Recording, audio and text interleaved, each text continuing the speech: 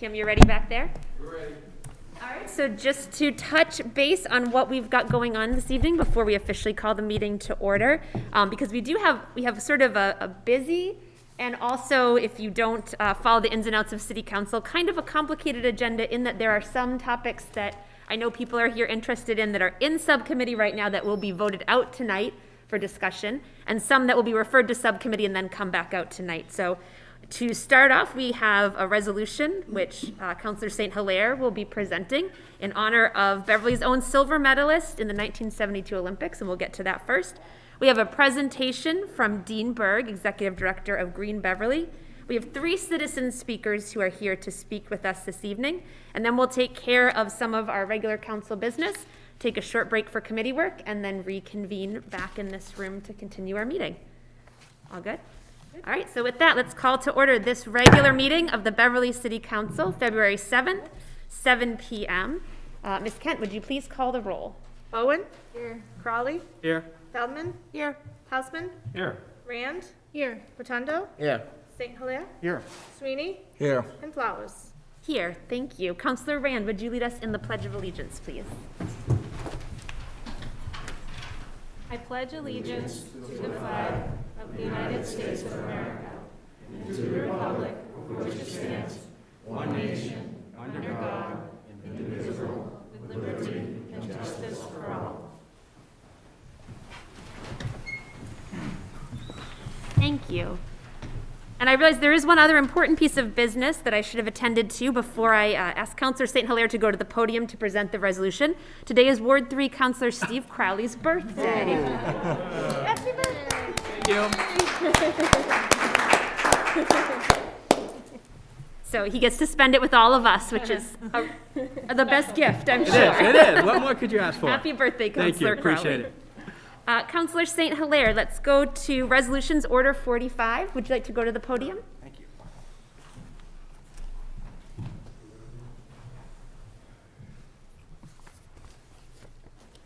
Thank you, President Flowers.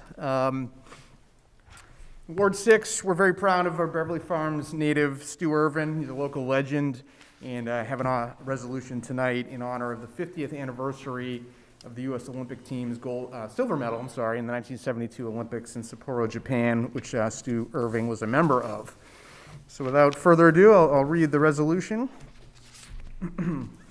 Whereas Stu Irving grew up in Beverly Farms, learned to play hockey on our local ponds, played high school hockey for Beverly High School, and still lives on Hart Street. Whereas immediately after high school, Stu played in Quebec for a farm team of the Montreal Junior Canadiens, and as a 19-year-old joined the New England Amateur League. During this time, Stu was named to an all-star team that played in an international tournament in Lake Placid, New York, where his play impressed a member of the 1964 and 1968 U.S. Olympic hockey teams. Whereas Stu was drafted into the United States Army for the Vietnam War and reported to Fort Dix in New Jersey for basic training. While Stu was in training at Fort Dix, preparations for the 1971 U.S. national hockey team were taking place. Whereas the U.S. Army took great pride in having their soldiers represent our country and would release players for training in games, Stu managed to get a 48-hour pass to attend tryouts, but after completing his training, he was assigned to Vietnam.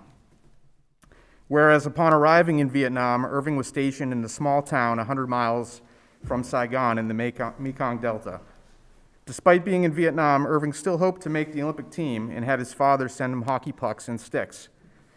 Whereas in September 1971, Irving was assigned temporary duty to report to Minneapolis, Minnesota to participate in the national team tryouts for the 1972 Olympic team.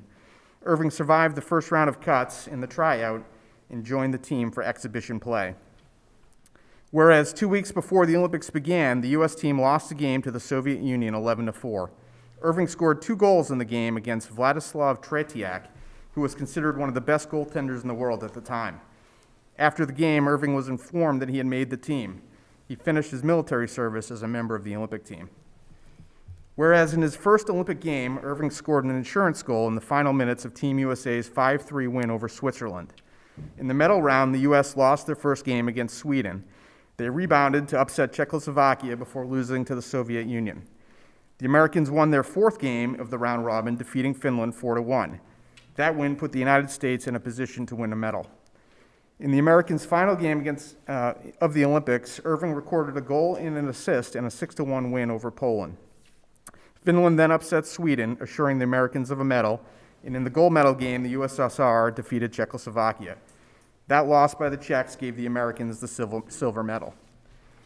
Whereas the U.S. team started the Olympics as extreme underdogs and were up against European teams that were unofficially termed amateur/professionals, they were a ragtag band of players who had logged relatively little rink time together prior to their trip to Sapporo. Through a blend of coaching inventiveness and sheer hard work and determination, the team managed to pull off the very unlikely accomplishment of winning the silver medal. Whereas Irving went on to play in both the American Hockey League and in the International Hockey League, and after he retired from professional ice hockey, Irving served as an assistant coach at Merrimack College. Whereas Stu Irving was a member of the 1972 U.S. Olympic hockey team that won the silver medal at the Olympics in Sapporo, Japan, and whereas 50 years ago, on February 13th, 1972, the United States hockey team received their silver medals. Now, therefore, be it known that the Beverly City Council congratulates and recognizes Stu Irving, a Beverly legend, on this special anniversary in local hockey history, and hereby order the city clerk to spread a copy of this resolution upon the city records. Thank you.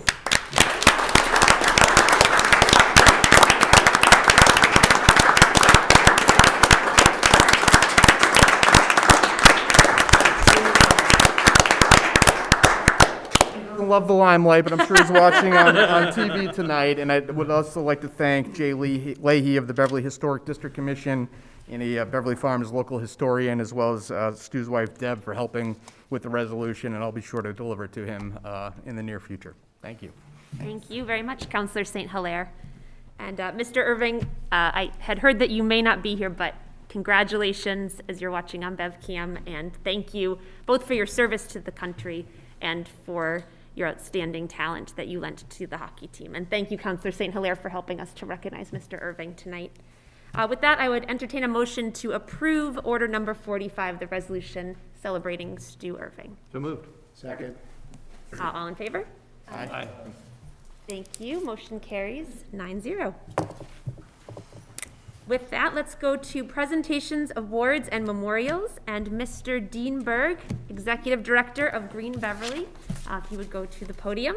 The floor is yours. Thank you for joining us tonight, Mr. Berg. It's a pleasure to have you here.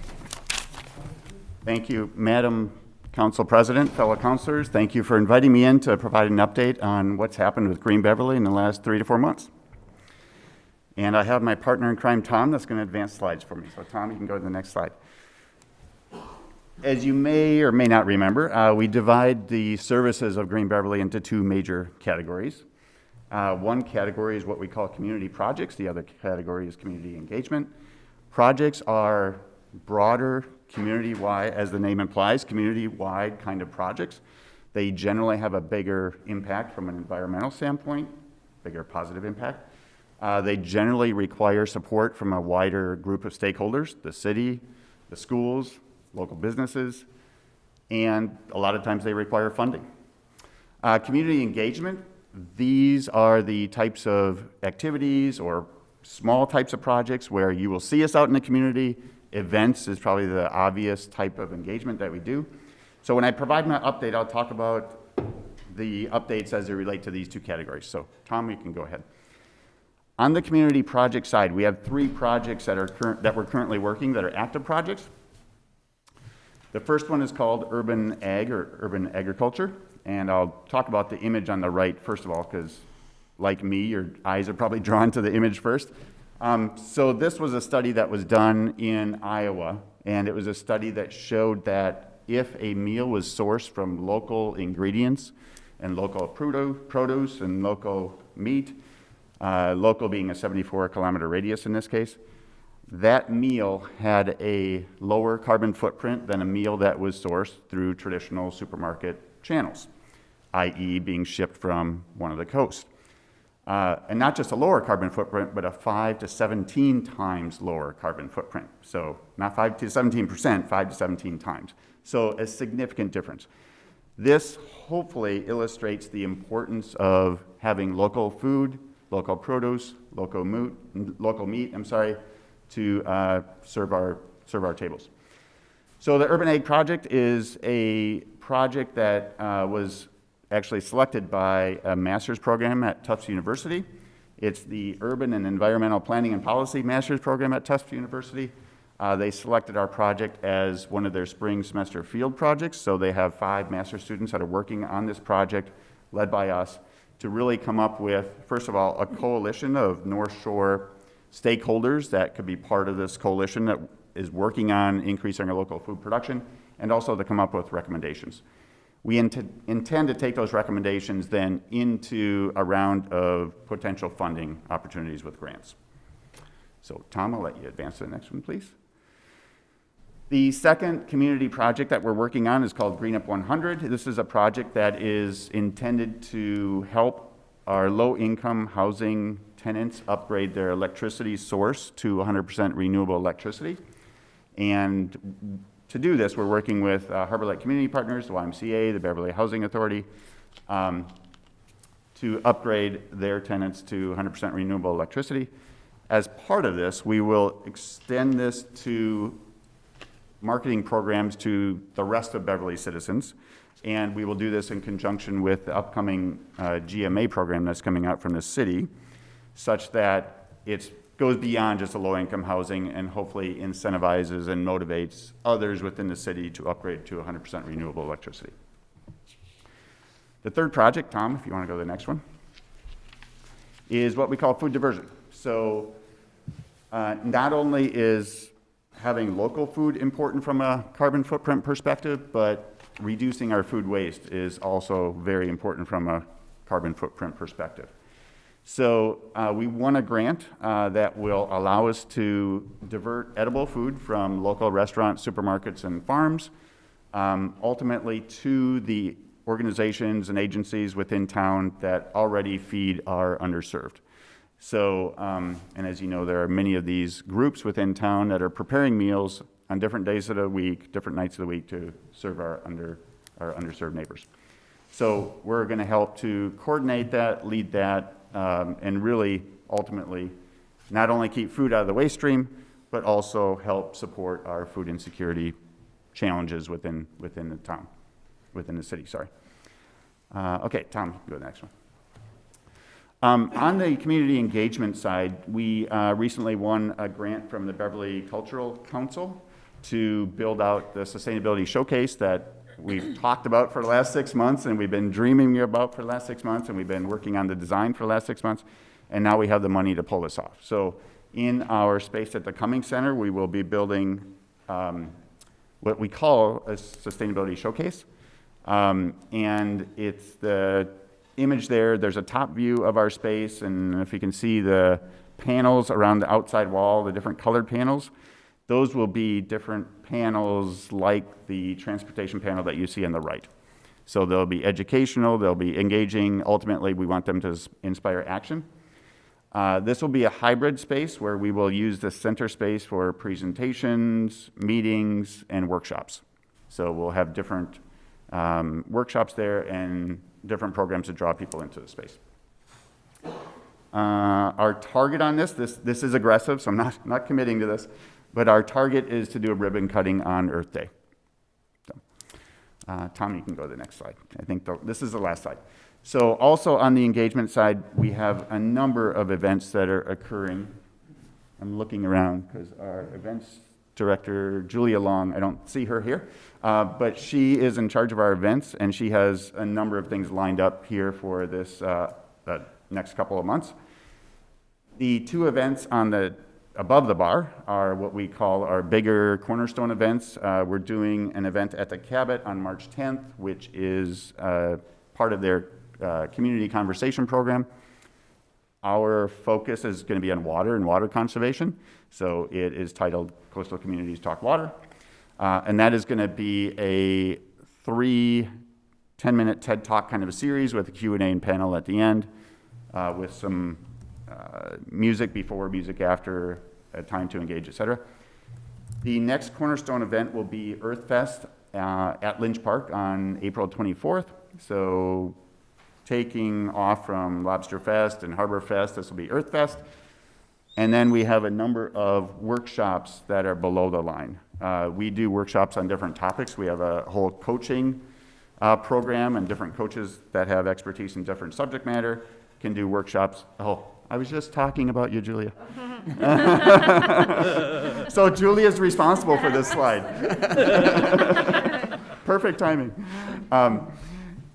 So the workshops below the line, as Julia has organized here, are numerous in the next 3 months. We've got, we had actually one this morning at Endicott College on zero waste. We have another one at Endicott College in March. We're doing one per month at the library as part of their Monday morning series. And then we have 4 workshops in a row, 4 Saturdays in a row at Long Hill, one of the trustees' properties, on sustainable gardening. So those 4 classes, workshops, will be 4 different topics related to sustainable gardening.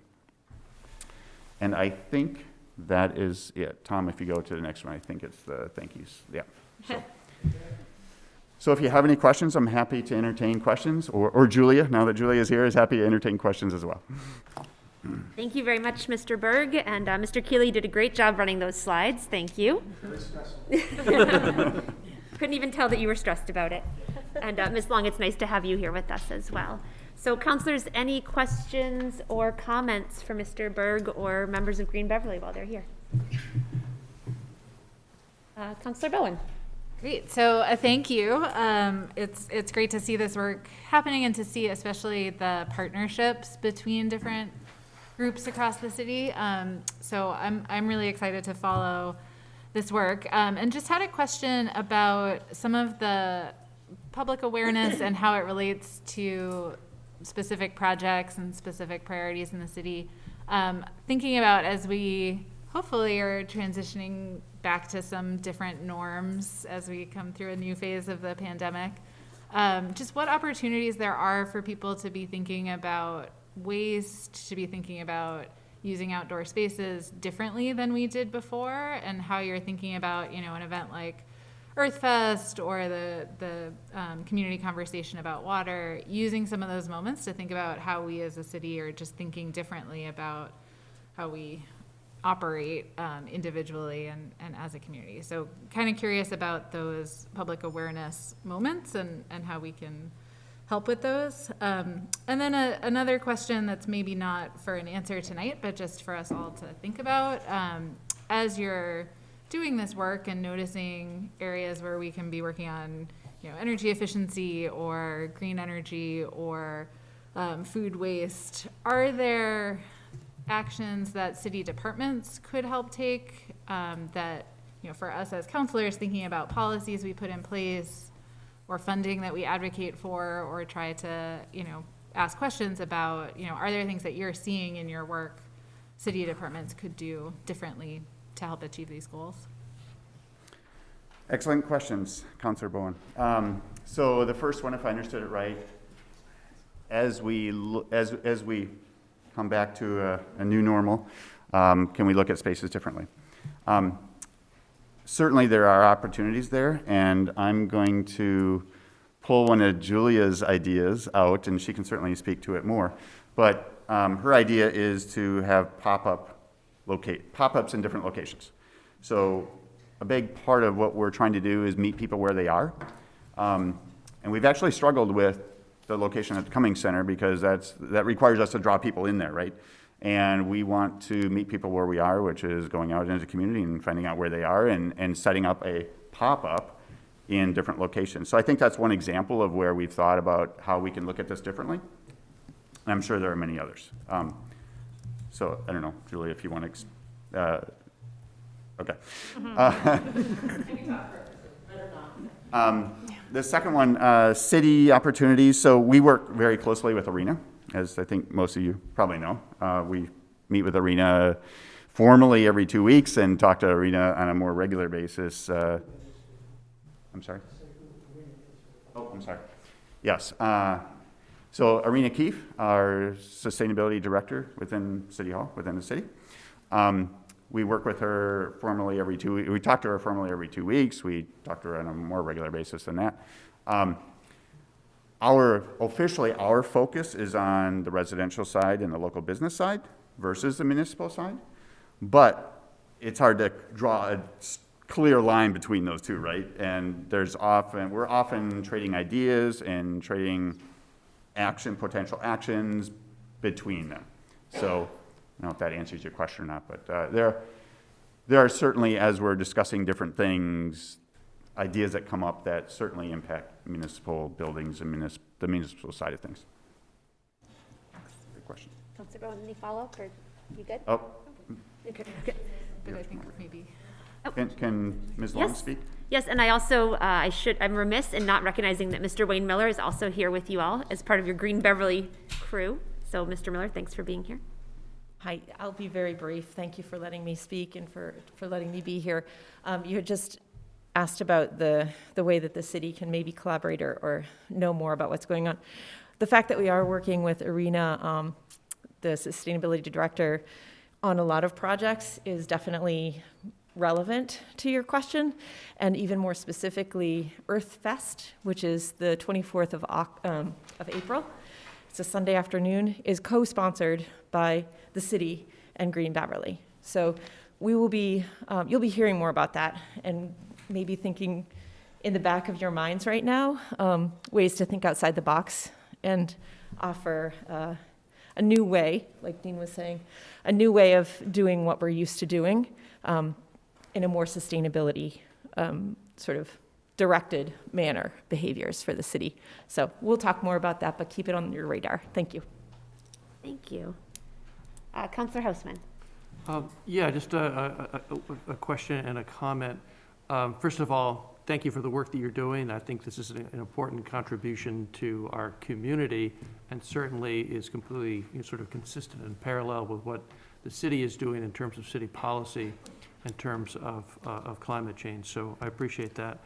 And this may be directed mostly towards Julia Long, but in general, when the city has in many wards civic associations, and one place that you might consider as venues for your outreach would be to connect with civic associations, and either through or not through the city councilors, to try to help spread the word and have greater civic engagement. I do have one question, and that is, are you a 501c3 or a 501c4, I think it is, which is to say, do you engage in any kind of, can you engage in any kind of advocacy, or are you strictly a 501c3 that has to stay out of that? When I say advocacy, I mean legislative advocacy, yeah. Yep, thanks, Councilor Hausman. We are a 501c3. Okay, all right. Thank you very much. You're welcome. Appreciate it. Councilor St. Hilaire. Thank you. Thank you, Dean, and I just wanted to thank you for reaching out to me after my election and sitting down with me virtually and sharing with me your updates on your activities. Very impressive level of organization and activity out of this group. And I guess my question, you touched on it a little bit with your connection with Ms. Keefe. We've got the Clean Energy Advisory Council, we've got the Mayor's Administration. I think we've got, 9 city councils here who, will largely be supportive of a lot of your efforts. How do you, it strikes me one of the challenges is alignment and just getting everyone moving in the same direction on different priorities. How do you see that challenge? How do you approach that? And love to hear your thoughts there. Excellent question. I think there is and isn't. I mean, for the most part, from the mayor to the sustainability director to the city council to the CEAC, I mean, we all generally want the same thing, right? So I think everybody, the intentions are there. Now, honing in on which initiatives we focus on, that certainly takes talking to the different groups and finding out, what is the priority of the city, what is the priority of the CEAC, what kind of feedback are we getting from the local businesses or the residential side, and it just takes a conversation to figure out what the priorities are from the different directions, and then we find the areas where we can get the most support and move forward. So I don't know that there's a magic answer there, but No, and I appreciate your comments. I think I largely agree. I think most the entities you described are all interested in moving forward on these issues. I would just urge collaboration, communication, because I think us moving together is a powerful thing. So, thank you. thank you. Any other questions or comments from counselors? All right, thank you. Mr. Berg, thank you again for being here. Thank you to all the members of Green Beverly, and thank you for the work that you're doing in our community. And as Councillor St. Hilaire was just alluding to, I think, and Councillor Bowen as well, I think we look forward to working together with you all and to seeing some of those city initiatives through as well. And I did want to mention, I appreciated that I saw Ward 6 School Committee member Lorinda Visnick, who is here, in a cameo in one of your pictures. That was very nice. Yeah, she was very instrumental in getting that project up off the ground. So thank you, Ms. Visnick. Thank you, councilors. Thank you very much. Thanks for being here with us. All right, thank you very much, counselors, and thank you for those questions. I'm sure that will be an ongoing conversation for us, how we continue to work on green initiatives as a city and how we can partner with Green Beverly as well. So with that, we are at comments from citizens, and we do have 3 citizen speakers who have signed up to speak tonight. Just to remind ourselves and remind those who may be watching on BevCam how the process works in a regular city council meeting, there are always 3 opportunities for citizen speakers in our regular meetings, and you can sign up for those by emailing the city clerk, Ms. Kent, by 9:30 on the morning of a meeting, and those slots are first come, first serve. It's 3 speakers with a maximum of 5 minutes to speak each. And so this is different from, for example, when we have a public hearing, when there's opportunity for anyone in the public to come and speak during that time. So just to sort of demystify some of how the meeting works. So our first citizen speaker this evening is Leah Jones. And Leah, if you would go to the podium and give us your name and address for the record, and then you can go ahead. Okay. My name is Leah Jones, and I live at 211 Lothrop Street in Beverly. And I wanted to say thank you, Madam President and honorable City Council members. And I'm here tonight as a resident and also a Human Rights Committee member. And I'm also here as a mom, and I'm really proud to be in a room with all these different people who are protecting and uplifting human rights in so many different ways. So thank you so much for your service and for all your hard work.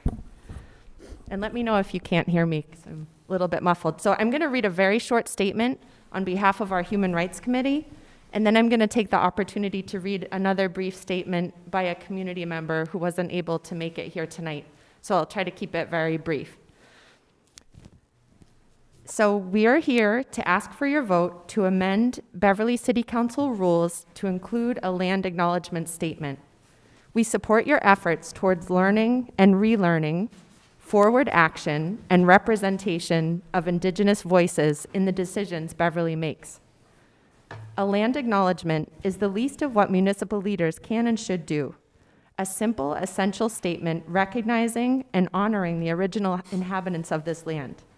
Beverly leaders have vocally and publicly committed to the difficult and often complicated work of diversity, equity, and inclusion.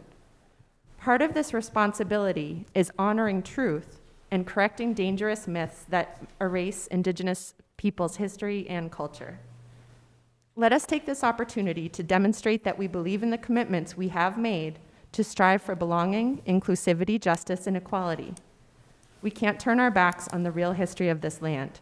This is a very small but powerful opportunity to recognize and celebrate Indigenous history, culture, and contributions, and to let all who live and work in our community know that they matter and are heard and seen. Thank you to the City Council for consulting with the Massachusetts tribe to shape this very first step on our collective journey. We're here to support the work ahead.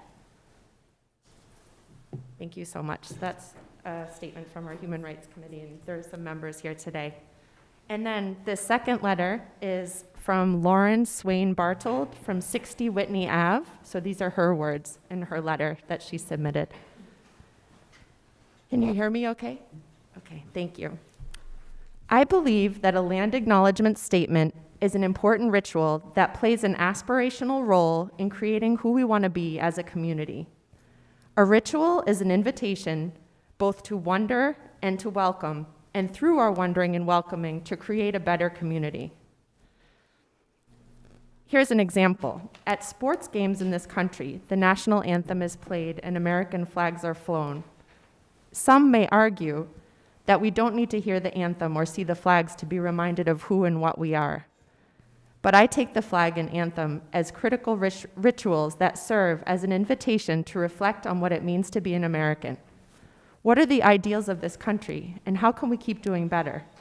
Rituals are an invitation to wonder about who we aspire to be and who we want to be. And I believe a land acknowledgement statement should be an important ritual for the city of Beverly to similarly encourage us to wonder about who we are and who we want to be. A land acknowledgement statement then invites us to come alive with wonder. Who were the people who formerly dwelled here? How did they view this land? What did they love and fear? What contributions and strengths did they offer this region that we aren't recognizing? Why don't we all know more about these people today? What did happen then, and is anything still going on like this today? I wonder, who are the indigenous people now living here in this region, and how can I treat them justly? Second, as read at the start of city meetings and events, a land acknowledgement statement is also a chance to welcome those who may not have formally been recognized or invited. It serves as a welcome to those whose ancestors may have been harmed, excluded, or destroyed by European settlers. Tribal membership is not based on race or blood, but rather a political membership, and it is not always possible to visibly recognize those with Indigenous ties. But Indigenous people live here on the North Shore and are part of this community. Even if there were only one child in Beverly who is Indigenous, wouldn't we want them to feel welcomed? Wouldn't we want them to feel that they matter, that they are wanted, that they are a valuable member of this community? A land acknowledgement statement is a ritual that conveys this sort of welcoming, and in doing so, creates us as the city we aspire to be. That's from Lauren Bartold, 16 Whitney Ave. Thank you very much. Thank you very much, Ms. Jones, and thank you also to Ms. Bartold for sending her words, and I understand that she's not feeling well and hope that if she's watching that she feels better soon. Ms. Bartold, we hope you feel better. And I did want to take a minute, Ms. Jones, you mentioned being a mom, but I wanted to say thank you to Delphine and Juliana for being here with us. I see them back there with you, and thank you both for being here. You're good, civic engaged young leaders. I see you here often, so thank you. Our second speaker this evening is Mr. Wayne Miller. Mr. Miller, if you'd like to go to the podium and give us your name, which I sort of just gave away, but also your address for the record. For the record, my name is Wayne Miller, 5 Pasture Road. Thank you for hearing me, Madam President, members of the council. This mask is awkward and uncomfortable, but as you are all aware, we wear the mask as a way to decrease the risk for all. Wearing a mask is a small thing to do, but it is the right thing to do because it is for the greater good. I'm speaking this evening to assert that I am in favor of modifying rules and orders of City Council, Rule 19, Order of Business, by adding a requirement for a land acknowledgement statement.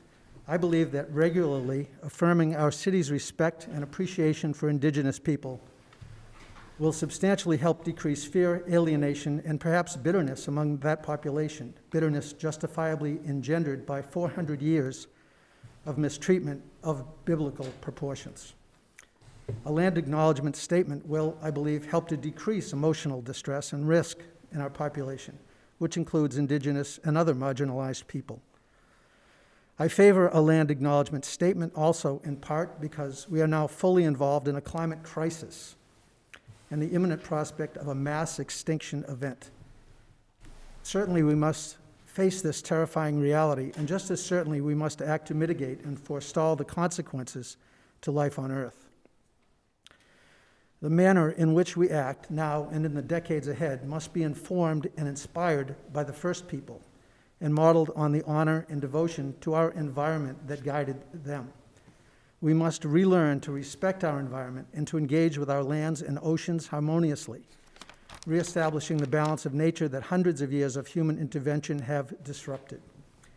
And so I believe we should adopt a land acknowledgement statement that includes language that makes clear not only our respect and acknowledgement of the people of the tribes that first occupied this area, but also affirms our responsibility to accept collaborative stewardship of our environment. This stewardship is the legacy of the original people of the Massachusetts tribal areas. If we deny it, we, like these native inhabitants, robbed of their land and stripped of their freedom and dignity, may find ourselves homeless and heartbroken. Like wearing this mask, invoking a land acknowledgement statement will be awkward and uncomfortable. But it is a small thing to do, and it is the right thing to do, because it is for the greater good. It is my hope that the City of Beverly will adopt a land acknowledgement statement that through frank discussion and collaboration will be met with enthusiasm, optimism, and conviction by all. Certainly, discussion about this land acknowledgement statement should include discourse with all of our City Council, among others, and with local Indigenous people. I have consulted with Thomas Green of the Massachusetts Tribe, and I have written a draft of a land acknowledgement statement mandate that I have recently presented to the board of Green Beverly, Beverly's nonprofit environmental organization, which I co-founded and on whose board I currently serve. Mr. Green has worked with me on this statement and has agreed to work with me further on a final iteration. The Green Beverly Executive Board has indicated that adoption of this or a similar land acknowledgement statement is expected and welcomed with excitement. I will read this draft as it stands currently, and with this statement, I will conclude my remarks. The president or officiating officer of Green Beverly shall include in each board session a statement acknowledging and respecting the ancestral sovereignty of the indigenous people of Beverly and their descendants. Inherent in this statement is a declaration of responsibility for collaborative stewardship of our lands as informed and inspired by the first people of the Nomkeg and Pawtucket bands of the Massachusetts tribe from whom our Commonwealth derives its name, and the intent to deliberately engage and involve indigenous people still living in our community. Thank you for your attention. Thank you very much, Mr. Miller, for being here, and thank you for your time spent with us. And our third speaker this evening is Ms. Lorinda Visnick. Ms. Visnick, your name and address for the record, please. Lorinda Visnick. I'm shorter than Wayne. 39 Middlebury Lane. I'm here speaking on behalf of myself as a resident, not as a member of or not representing the school committee. Thank you, Madam President and City Councilors, for the opportunity to speak this evening. I signed up to speak in favor of the land acknowledgement after attending the Legal Affairs meeting last week, and I decided that instead of standing here and blabbering on about how we should have a land acknowledgement, I want instead to jump up and down and celebrate the fact that we're having this discussion. I'm sad that last week's Legal Affairs Subcommittee meeting was not broadcast by the wonderful BevCam, and my friend Kim over there, because I think the public should see this body in deep personal conversation about this topic. The city is trying to make this community one that is truly welcoming to all. We have the Racial Task Force, the Human Rights Committee. We recently did a racial audit, and we hired a boo. I'd be remiss if I didn't mention the initiatives taking place in our schools. In the face of what seems like an unending newsreel of conflict, division, and hate, we are working to make this place, our home, a place where we respect and honor everyone, a place where we acknowledge that we are not perfect. There is work to do, but we are committed to doing the work. If you are one who has been marginalized, know that we see you. We honor you and your lived experiences. I saw and heard that Monday night. I heard Councillor Sweeney say that he saw and heard the hurt in Abu when Abu talked about how the end of the pledge with liberty and justice for all does not always apply to him. I heard Councillor Rotundo say he's learning to be comfortable with being uncomfortable. I heard Councillor Crowley speak to the ideal of fixing our society so that with liberty and justice for all really does in fact apply to everyone. How freaking awesome is that? I decided to come here tonight because I think that needs to be recognized and honored. All too often, the people in this room only hear complaints, and all too often, the work of diversity, equity, inclusion, and belonging is hard. It's heavy, and it's deeply personal. So in addition to acknowledging that we have groups that have historically been marginalized, as well as the fact that we are sitting on land that was taken from the Massachusetts tribe, I wish to celebrate the fact that we have groups like this one who are committed to doing better. I decided to come up here today and thank you all for that. We cannot change the past. We may not be able to fix the things that have gone wrong previously, but we can acknowledge the truths that our history holds, learn from them, and vow to do better. Thank you all for vowing to do better. Such a vow means a great deal to the many who have always believed that they are invisible, to those who believe that they are not valued. In my studies for my master's degree, I recently came upon an excerpt from a book written by Scott Schutte. Schutte talks about the fact that our bodies literally evolved to watch for danger in order to stay alive. Our emotions then followed, and the result is that it is quite natural for us to approach things with pessimism. It is that pessimistic perspective that watches for danger, a perspective that thinks about all the things that could go wrong. We have to think that way in order to stay alive. Thus, when faced with change, we resist it. We think about all the things that could go wrong, and this is useful and has its place. But then the author asks, but what about being happy? What about having a chance to add opportunities and to try new things? With an optimistic perspective, you think, I can do anything. You are open to new ideas, and the result is that the aperture of your life grows bigger. The possibilities start with optimism because it's in that very moment of choosing the new thing that if pessimistic, you would never choose it. There is a place for both optimism and pessimism. For instance, if we're thinking about detailed plans, you want to fix the potholes in the city, hint, hint, hint, then you need to take the pessimistic approach and think about what difficulties you might encounter and plan for those. But if we are inventing the future, we need optimism to think about possibilities. So I stand here this evening and I thank you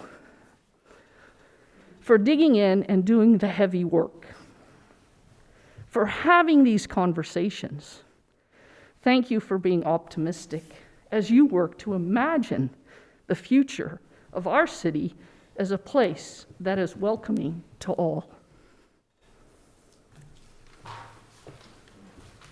Thank you very much, Ms. Visnick, and duly noted also about the potholes. So I do want to just take a moment to mention, as I had alluded to before, for those who have shared with us about, this is Order 23 that we've been referring to. Order 23 is currently in subcommittee in legal affairs. It will be voted out tonight, so there will be a chance to hear more conversation on that later in this meeting. Just again, to demystify the agenda a bit. So with that, let's go to acceptance of minutes of previous meetings. We have 4 sets of minutes to approve. We have minutes from our Legal Affairs and Public Services Committee of the Whole meeting on November 15th, 2021. Regular City Council meeting on December 6th, 2021. Regular City Council meeting January 18th, 2022. And with that, I will make a note. There's a slightly revised version of these minutes that include in attendance Councilors Sweeney and Bowen, who were inadvertently omitted with no offense intended. They were here. And the 4th set is Legal Affairs Committee of the Whole from January 31st, 2022. So is there a motion to accept and approve those minutes? I make a motion to accept all 4 as revised. Second. Thank you. All those in favor? Aye. Thank you. The motion passes 9-0. Thank you very much. Ms. Kent, let's go to communications from His Honor the Mayor. Order number 29, dear Honorable City Council, I'm pleased to inform you that the City of Beverly has been awarded a $7,974.36 Community Traffic Safety Projects Grant from the Executive Office of Public Safety and Security, Office of Grants and Research for the Beverly Fire Department to purchase child passenger safety seats. The Beverly Fire Department distributes the child safety seats via partnerships with Beverly Hospital, Women, Infant, and Children, Beverly Bootstraps, and the Department of Child and Family Services. In addition, the Beverly Fire Department operates the child safety seat program and conducts regular outreach to disadvantaged populations to provide child car seats to those in need. Mass General Law, Chapter 44, Section 53A requires both City Council and Mayor approval before any grant, earmark, donation, or gift to the city can be extended for their purpose. I therefore request the City Council approve this grant at your upcoming meeting. Sincerely yours, Michael P. Cahill, Mayor. Thank you. Let's refer that to the Committee on Finance and Property. Order number 30.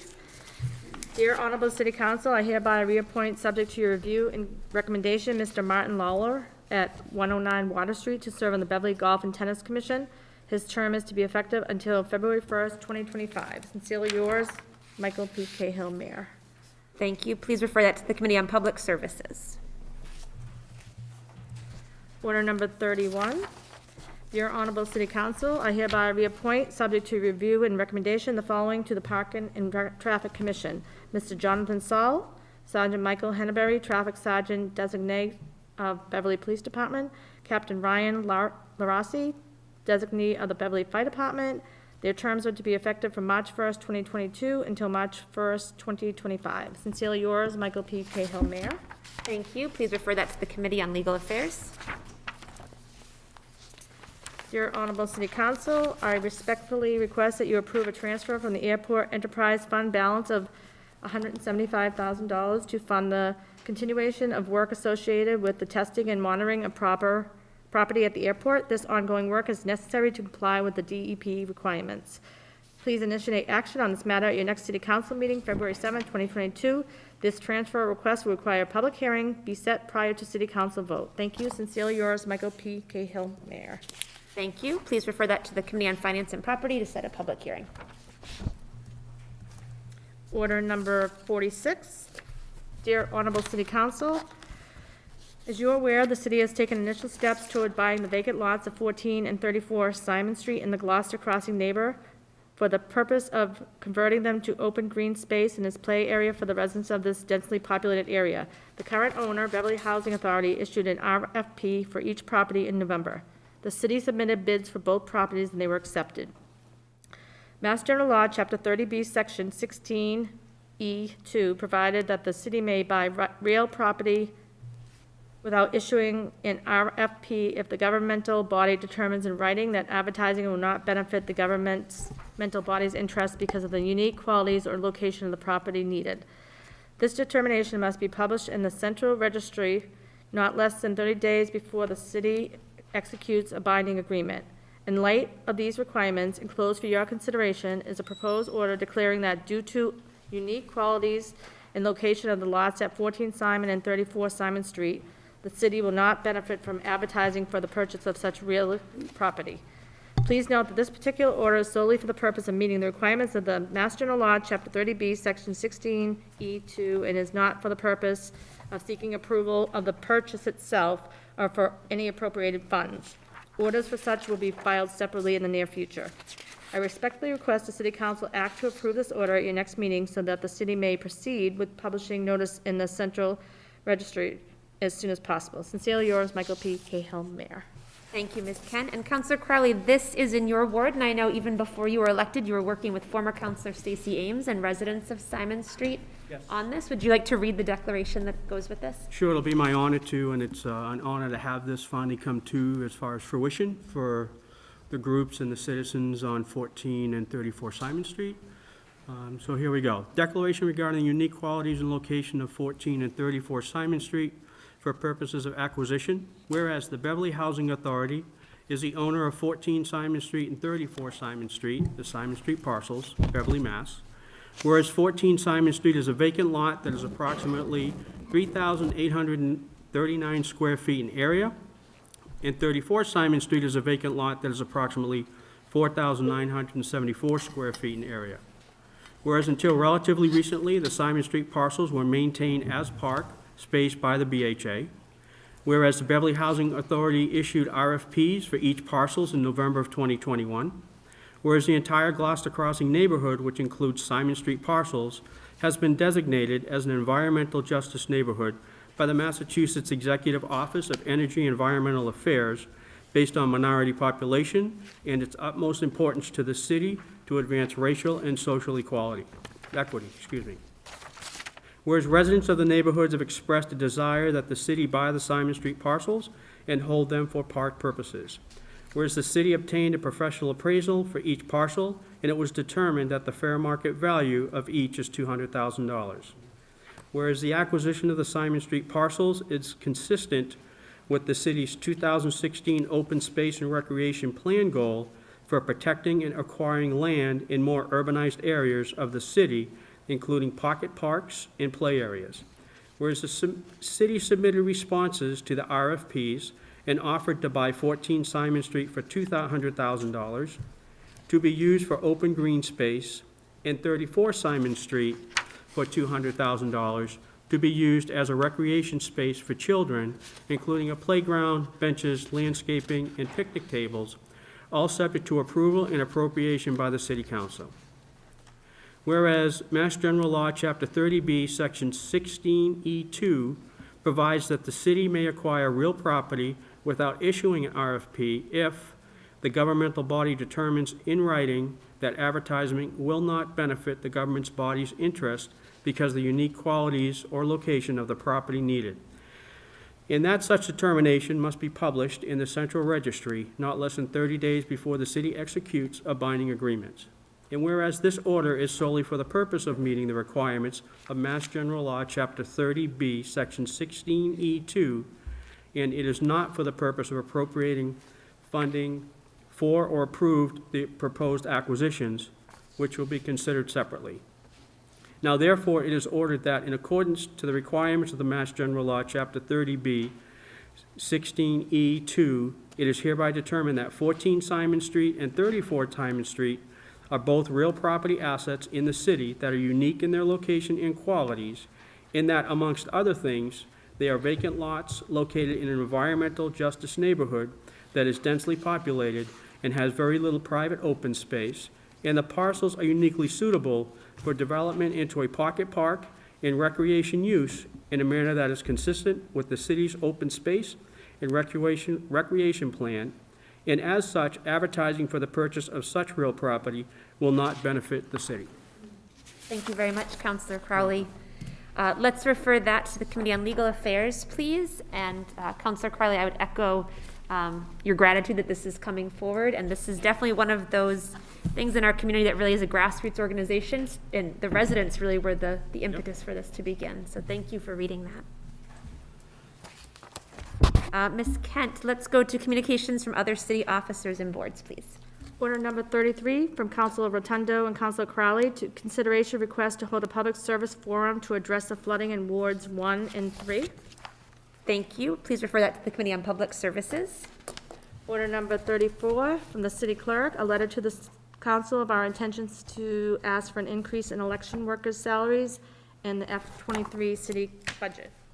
I would entertain a motion to receive that letter and place it on file. So moved. Second. Thank you. All those in favor? Aye. Thank you. The motion passes 9-0. Order number 35 from Council St. Hilaire, Feldman, and Crowley, a request for the 4 veterans plaques to be placed in different locations in the city. And we're going to read the letter? Yes, councilors, would one of you like to, because we have many members of our veteran community here with us, and thank you for being here with us this evening, and thank you for your service as well. Would one of you like to read the letter, councilors? I'd be happy to. Councilor St. Hilaire? Dear city, excuse me. Too much paper. I have it right here. You want to pass it down? Yeah.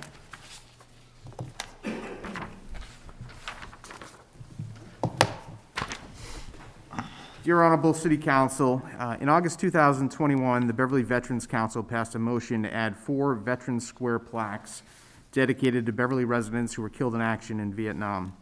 We believe it's important that the city honor these individuals who gave their lives for our country, and we respectfully request that the city's Public Services Department install the following plaques. Sergeant Alfred Small, KIA, 11/24/1968, U.S. Army, at the location of the corner of Rantoul and Roundy Streets. Lance Corporal John Glasser, killed in action September 15th, 1966, U.S. Marines, at the location of the corner of the McKay Street and Colgate Road. Corporal Donald Contarino, killed in action August 14th, 1969, he was in the U.S. Army, at the location of High Street and Haskell Street. Captain James Shotwell, killed in action in May 25th, 1968, he was a U.S. Army veteran, location at the corner of Hale Street and Valley Street. So I wanted to recognize the Veterans Council members who are here tonight. Mr. Paul Lance is an individual I met while campaigning last fall, and he brought this issue to my attention. As I mentioned, the Veterans Council had passed this order last summer, but the Public Services Department requires a sort of direction from the City Council in order to move forward. So I assured him that this is something we would work on after the election, and there were 4, 2 in Ward 6, 1 in Ward 3, and 1 in Ward 5. So my colleagues, Councilor Crowley and Feldman, join me in co-sponsoring, but I think this is, a great thing to do to honor the service, and appreciate the Veterans Council for bringing this to our attention, and look for your support in getting this done. Thank you very much, Councilor St. Hilaire, and thank you, Councilor Feldman, Councilor Crowley. This will be referred to the Committee on Public Services, and to the veterans who are here with us, this will be voted back out tonight. So if you'd like to stay with us, then you'll be able to hear the results of that vote as well. Order number 36. Yes, that's right. Reappointment of City Clerk and Clerk of Council Lisa Kent. Oh, I see why you hesitated. Sorry. Kind of weird. Would you like me to read this one, Ms. Kent? Sure. Dear Honorable Council, although it may seem hard to believe, nearly 2 years have passed since the Council voted on March 11th, 2020, during a Committee of the Whole meeting to offer the positions of City Clerk and Clerk of the Council to then Assistant City Clerk and Clerk of Committees, Acting City Clerk and Clerk of the Council, Lisa Kent. In her time as City Clerk and Clerk of the Council, Ms. Kent has worked attentively and diligently to serve the Council and to attend to all matters under the umbrella of the City Clerk's office, and has done all of it capably and well, despite nearly the full duration of her term having been served during a global pandemic. With that in mind, and with appreciation to Ms. Kent for the good work done over the past 2 years, I hereby recommend our reappointment of Ms. Lisa Kent to the positions of City Clerk and Clerk of the Council for the City of Beverly for a term of 2 years. Sincerely, Julie R. Flowers, City Council President. And I would refer that to Legal Affairs. Thank you. That's yours. This one's mine. You can have it. Order number 37 from Councilor Crowley, request to hold a public participation forum for a Public Service Committee meeting regarding the variance site at 150 Sawyer Road. Thank you. Please refer that to the Committee on Public Services. Order number 38 from the City Clerk, an application for a new Class 2 auto dealership license for Alba Auto located at 449 Cabot Street. And this business is located at the same area where Cabot Fuels is. So Cabot Fuels is going to be the gas station, and they want to split it and have that other side as a new owner Okay. for service. Thank you. Please refer that to the Committee on Legal Affairs. Order number 39 from the City Clerk, application for a new taxi livery license for Logistics Transportation Services, Inc., located at 8 Monroe Street. Please refer that to the Committee on Legal Affairs. Order number 40 from our Retirement and Pension Administrator, Barbara Wells, a notice of the Beverly Retirement Board meeting to vote on a cost of living adjustment for retired members and survivors of the Beverly Retirement System for 2022. Thank you, and I would entertain a motion to receive this and place it on file with the notation that Ms. Wells cut one typo in her letter. The COLA is currently $13,000, not $12,000, and so that has been adjusted. So moved as amended. Thank you. Is there a second? Thank you. All those in favor? Aye. Thank you. Motion carries 9-0.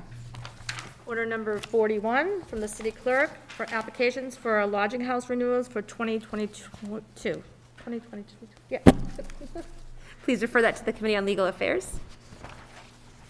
Let's go to communications, applications, and petitions, please.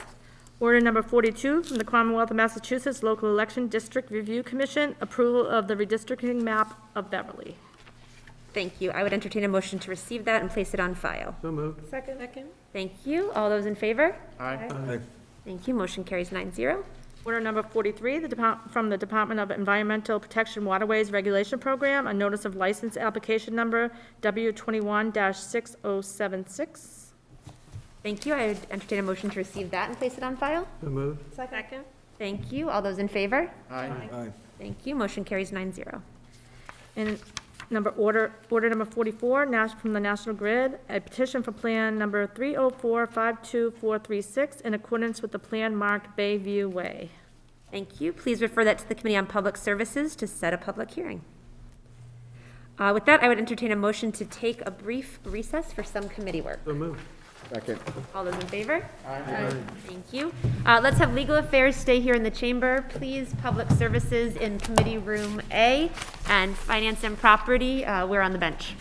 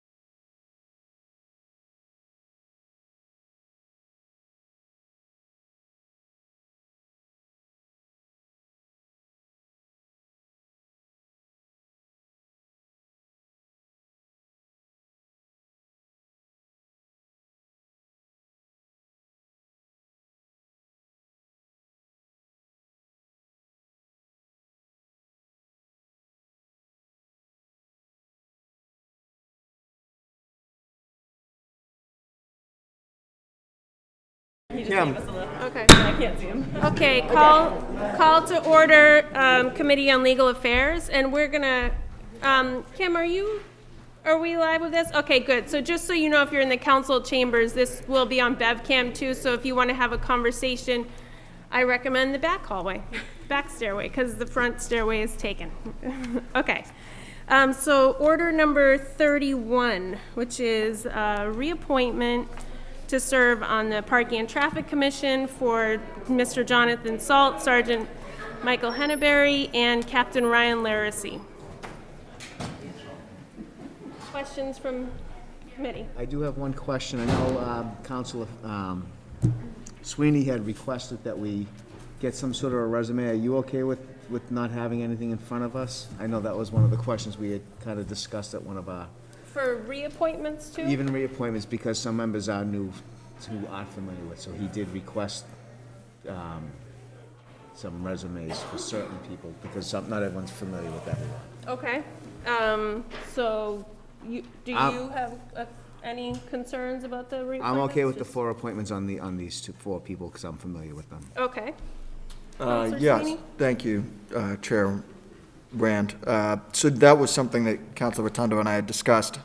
I'm fine, in this instance, moving business along, but I think it would be a good practice for our subcommittee to bring the resumes in and even for reappointments, just review. But then especially for new appointments, potentially set up interviews with the appointees. I'm happy to facilitate that. I don't know if that's something you would facilitate through Christine and then Martha in the mayor's office, but I did want to make that request. Yes, so generally speaking, any new reappointments, back pre-COVID days, we would, through the clerk's office, and the chair would reach out to the new appointee and invite them to come and meet with us. Okay. That was definitely kind of common practice, so I think that's a great thing to get back to. And I think to the extent that you express interest, we could invite new appointees in, but I also encourage you to reach out to whoever is being reappointed. If we have a reappointment, that you can just feel free to reach out to them and kind of conduct your own interview as well. And we can talk more about it Yeah, as we definitely. go along. So I would accept a motion to approve order number 31. So moved. Second. All in favor? Aye. Aye, motion passes. Okay, order number 36. So that is the reappointment of our city clerk, Lisa Kent. Questions from the committee? Does she even want to be? No. We should bring her in. Yeah, no, obviously, just a comment, and very happy with her service, especially during COVID. And for me, as being a new council, when this happened, she being the new position of clerk, really, she took hands-on and helped all of us through it, so I'm very happy with her service. Thank you, Councilor Rotundo. Questions or comments? Yeah, I'm, happy to elaborate further when we reconvene as the committee of the whole, but definitely want to commend Ms. Kent for her work with the council, and even in my month or so that I've been onboarding here, I have sent her plenty of emails, and she always gets back in a prompt manner, so definitely appreciate the hard work that she's done on behalf of the council. I agree completely. I wish she was here to receive accolades, because I really enjoy working with Ms. Kent as our clerk. And she keeps us just up to date and Organized. informed, organized. She's a great advocate for the council and all kinds of other departments and things within the city for constituents. So I would accept a motion to approve order number 36. So moved. Second. All in favor? Aye. Aye. Motion passes. Order number 38. So that is, that's the renewal. Let me see, let me just go to the right page here. Okay, so that's not a renewal. Okay, I do, thank you. All right, so this is, order number 38 is the application for a new Class 2 auto dealership license for Alba Auto located at 449 Cabot Street. And if I'm correct in remembering what Ms. Kent said, this location has had a change of ownership, correct? I have some concerns that actually the autos are already at the location, but I don't know if you know, is the owner here? I don't oh, Oh, are you yay. here to speak for it? Okay. Yes, good. okay. So, it You was. can come on up. Is this microphone on? I'm not Probably, sure. right? Yeah. I'm so glad you're here. Yeah, thank you. If you wouldn't mind just sharing your name and address for our records, please? My name is Ismail, last name Sherda. I live in Peabody, 144 Shore Drive. And I try to do the business with a second-hand motor vehicle license. And I really try to keep it clean and look nice for the city and for my business too. Well, it's nice to meet you. I'm glad you're here. Are you, am I correct? Do you have the U-Haul No, vehicles? Is that your no, spot? the used vehicle. I'm going to use used vehicle, second-hand motor vehicle. Okay, okay, It's got it. already existing, the license, but I want to change the name because Okay, now that my name is still, I want to pay taxes and everything, so that's why I changed name. yeah, if it's your business, right? Yeah. Yeah, it makes sense. Do we have other questions I from? do, just Okay. for clarification Counselor purposes. Rotundo? Thank you, Madam Chair. Just, so it basically are you still gonna be having, is the fuel part of the business part of your used car section, or is that separate from the, I think it's separate. so it is The- separate, the- so, Yeah, so the used car? repairs is separate, used car is going to be separate, so. Okay, and then, so I see that it says 25 cars with Yeah, the office not more bill. than 25 cars Right. at the time. Right, and so I have to assume that the zoning is properly done for that, as well as the solicitor and all that's been vetted? It hasn't changed from the previous owner. So the previous owner had 25 cars already on Yeah, we there? checked it was the same. Okay, so really all we're just doing is proving transfer of ownership? Okay, thank you. That's all, just for clarification purpose. Thank you, Madam Chair. Any other questions from the committee? No? No, not for Okay. me. I would accept a motion to approve. So moved. Second. All in favor? Aye. Aye. Thank you, Mr. Thank you Sherda. so much. I'm glad you were here. Thank you. Okay. Order number 39, which are the taxi renewal licenses. No, that's just one new one. Oh, sorry. Okay, that's okay. Oh, thank you.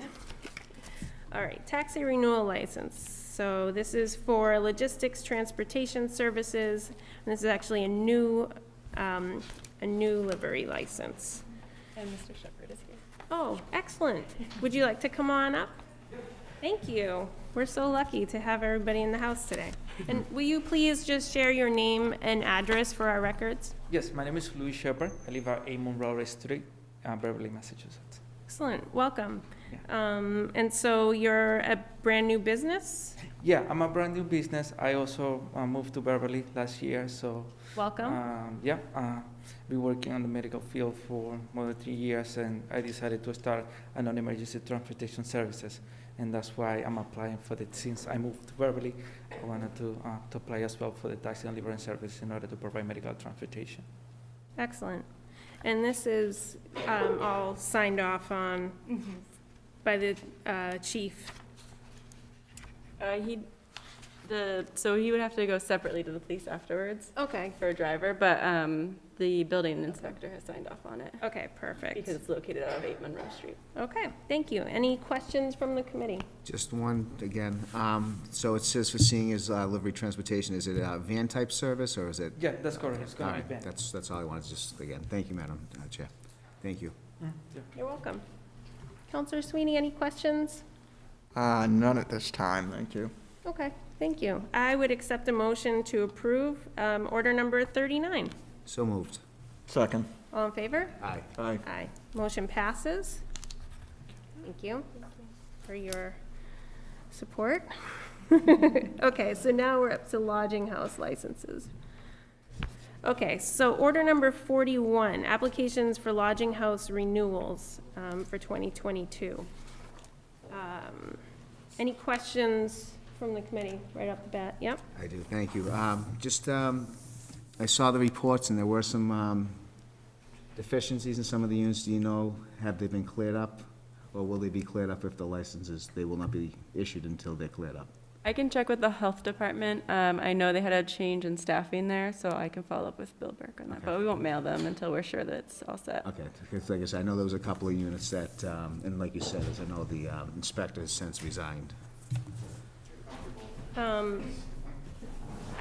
actually, Miss Oldmixon is here, and I didn't know if maybe you could shed some light on some of the details of the lodging house licenses just in their inspections. We have committee of the whole. Oh, call to order committee of the whole, thank you. Unfortunately, I can't. Okay. If there's specific questions, I'm happy to take them back. Will you come to the, sorry. Sorry, no problem. We're live. People at home won't be able to hear you. I wouldn't be able to answer the questions right now, but I'm happy to take the specific questions you have and be able to get back to you with the proper answers. I just wouldn't want to give you a incorrect answer off the cuff. Okay, and just to I had similar questions as you did, Councilor Rotundo. It was really interesting to see the Board of Health inspection reports, and I noticed within their lists or descriptions of violations, there was also a list of the time frame in order to fix them. So I actually had never seen this report with the lodging house licenses, and I'm very curious to know what happens next in terms of if we approve this licensing now,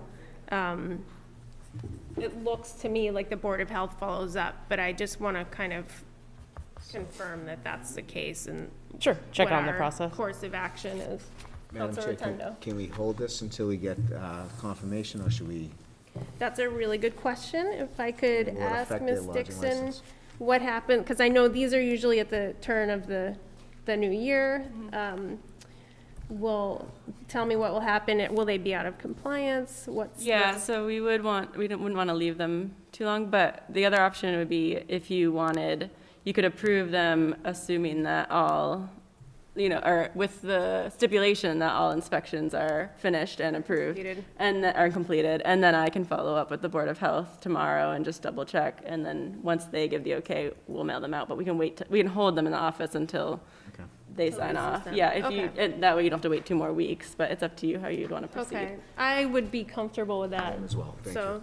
So, do you have questions about that, Counselor Sweeney? So we would be conditionally approving these permits with the understanding that once the stipulations of the report produced by the health inspector are completed, then the permit will go into effect, but otherwise, they would not be approved until then. Yeah, I think conditionally approving is a good way to put Okay. it. So that actually sounded like a motion. So I would accept a motion to conditionally approve the applications for lodging house renewals for 2022. So moved. Second. All in favor? Aye. Aye. Motion passes. So thank you for your help with that. Sure. Thank you for being here too. It was nice to see you in person here. And that's all you had on here. Is there more on the agenda? This one will need a public hearing. Okay. So President Flowers can decide the time, but if you just want to say that you refer it back for, or I don't know, do they? Okay, so can we order check with her, number, ask if that needs to be carried? let's see, order number 46. Declaration regarding the unique qualities and location of 14 and 34 Simon Street for the purpose of acquisition under Mass General Law. I think that will just have a oh, public yeah. hearing next time. So we need to set a public hearing for February 21st, and do we have a time? Oh, 22nd? I think, That's good, we have my birthday off this year. do you It is know, the 22nd, but I'm sorry, this is for the, Simon Street? I think Simon Street, this part does not require a public hearing. Okay. We're just declaring that it's a unique unique qualities and location. Excellent. President Flowers, you do not need to set a public hearing for this. This is just declaring it unique property so that it can get published in the central register. And then process will move forward. And at one point, there will be a public hearing, but it's not necessary for this stage. Okay, perfect, thank you so much. Sure. Okay, I would accept a motion to, oh, actually, sorry, does anyone have questions about this? So just to clarify the process here, we would be accepting or recommending to the committee of a whole to accept the declaration, and then the public hearing would, so that would move beyond. I guess, There is maybe. no public hearing. Sorry, we got it mixed up Not with yet. another one. So then the public hearing wouldn't take place until we actually consider down the road the city's use of the, $400,000 total for the two parcels. Ms. Olmixon? You could just hang out here. So generally, you're correct. This is declaring it or allowing us to declare it unique property and publishing it in the central register. Then when it is time to actually execute a purchase agreement, if it comes to that, that's when there's a public hearing. So you don't need to set a public hearing tonight. It will be. Okay.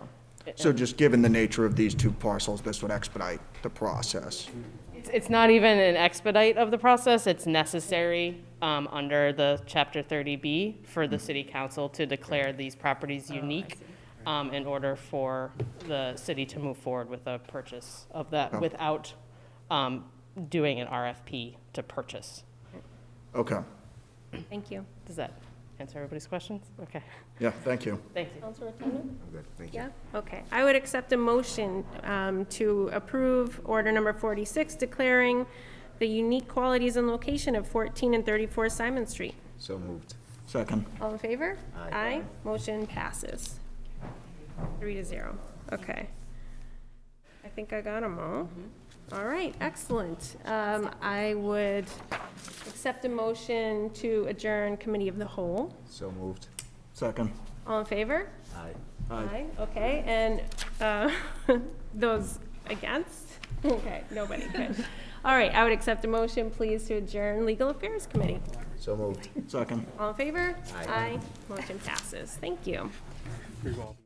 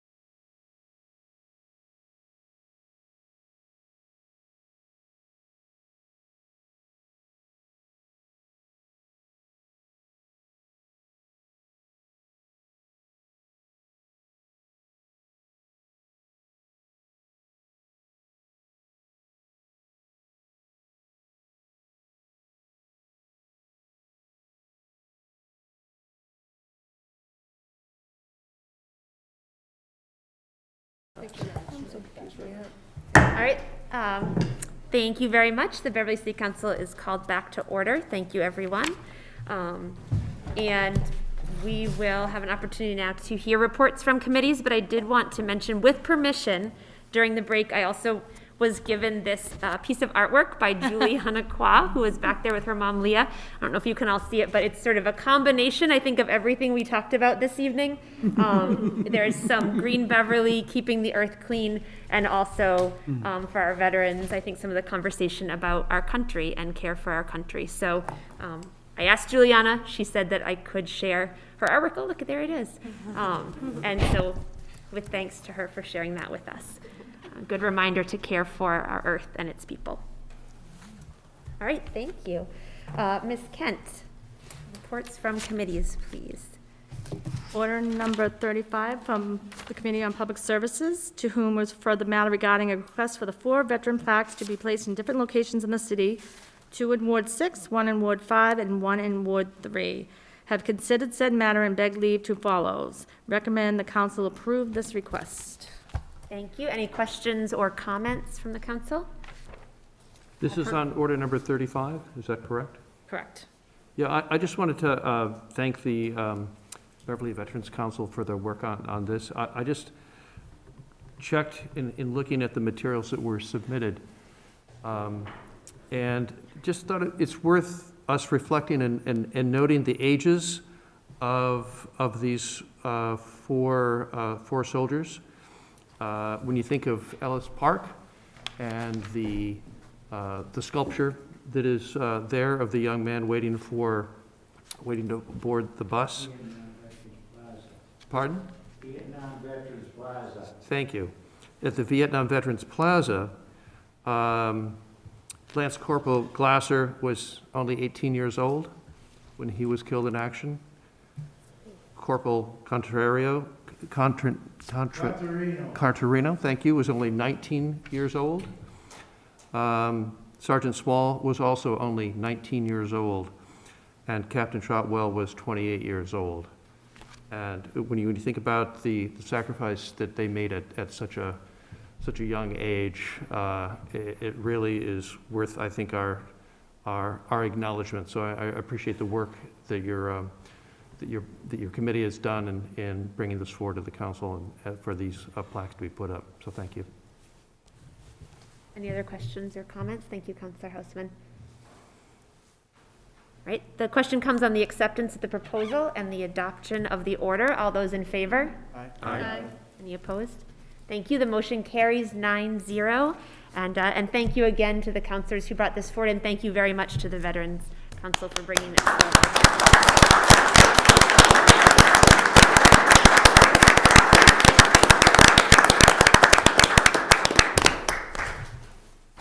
And thank you also to all of you for staying with us. I know this was a bit of a wait to come back to this, so thank you for being here with us tonight. Order number 44, related to the National Grid petition for Plan 304-52436, in accordance with the plan marked Bayview Way, to set a public hearing on 2/22/22 at 7:15 p.m. Thank you. Any questions or comments? Question comes on the acceptance of the proposal and the adoption of the order. All those in favor? Aye. Aye. Thank you. Motion carries 9-0, and that will be a public hearing at our next meeting on the 22nd. Order, 29, the Committee on Finance and Property, to whom referred the matter regarding a grant for $7,974.36 for community traffic safety projects for the Beverly Fire Department to purchase child passenger safety seats. Have considered said matter and leave to report as follows. Recommend the council approve the request. Thank you. Questions or comments? The question comes on the acceptance of the proposal and the adoption of the order. All those in favor? Aye. Thank you. Motion carries 9-0. Order number 32, a transfer from the Airport Enterprise Fund balance of $175,000 to fund continuation work with the testing and monitoring of property at the airport, to set a public hearing for February 22nd, 22 at 7:25 p.m. Thank you. Any questions or comments? Question comes on the acceptance of the proposal and the adoption of the order. All those in favor, aye. Aye. Aye. Thank you. Motion carries 9-0.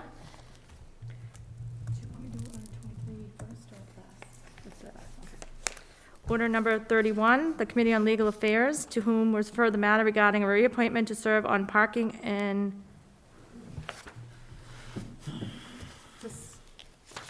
can't get voted on because it's the 7-day. Has to be held. Yeah, Has to be held. sorry. This one is for the reappointment of City Clerk and Clerk of Council Lisa Kent. You know her? I don't. I heard she does a really good job, though. So, to whom was referred the matter, have considered said matter and begged leave to follows, recommend the request for the reappointment. Questions or comments? Counselor Rand.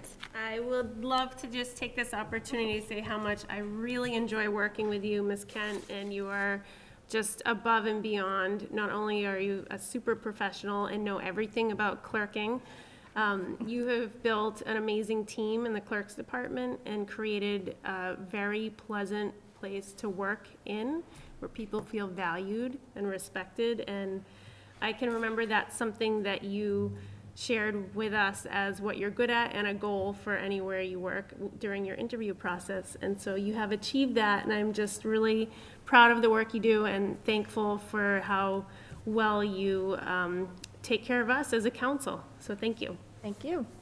Thank you, Counselor Rand. Counselor Rotundo. Just one quick thing, I just want to thank you for allowing me to be a pest in your office. Anytime. Not every day, but anytime. Counselor Bowen. Thank you. Yeah, so I also wanted to add my thanks for the great work and ask a couple of questions also related to the note that we received input on file earlier related to elections, and just acknowledge the amount of work that the clerk's office does around elections and training election workers and supporting them through the whole process.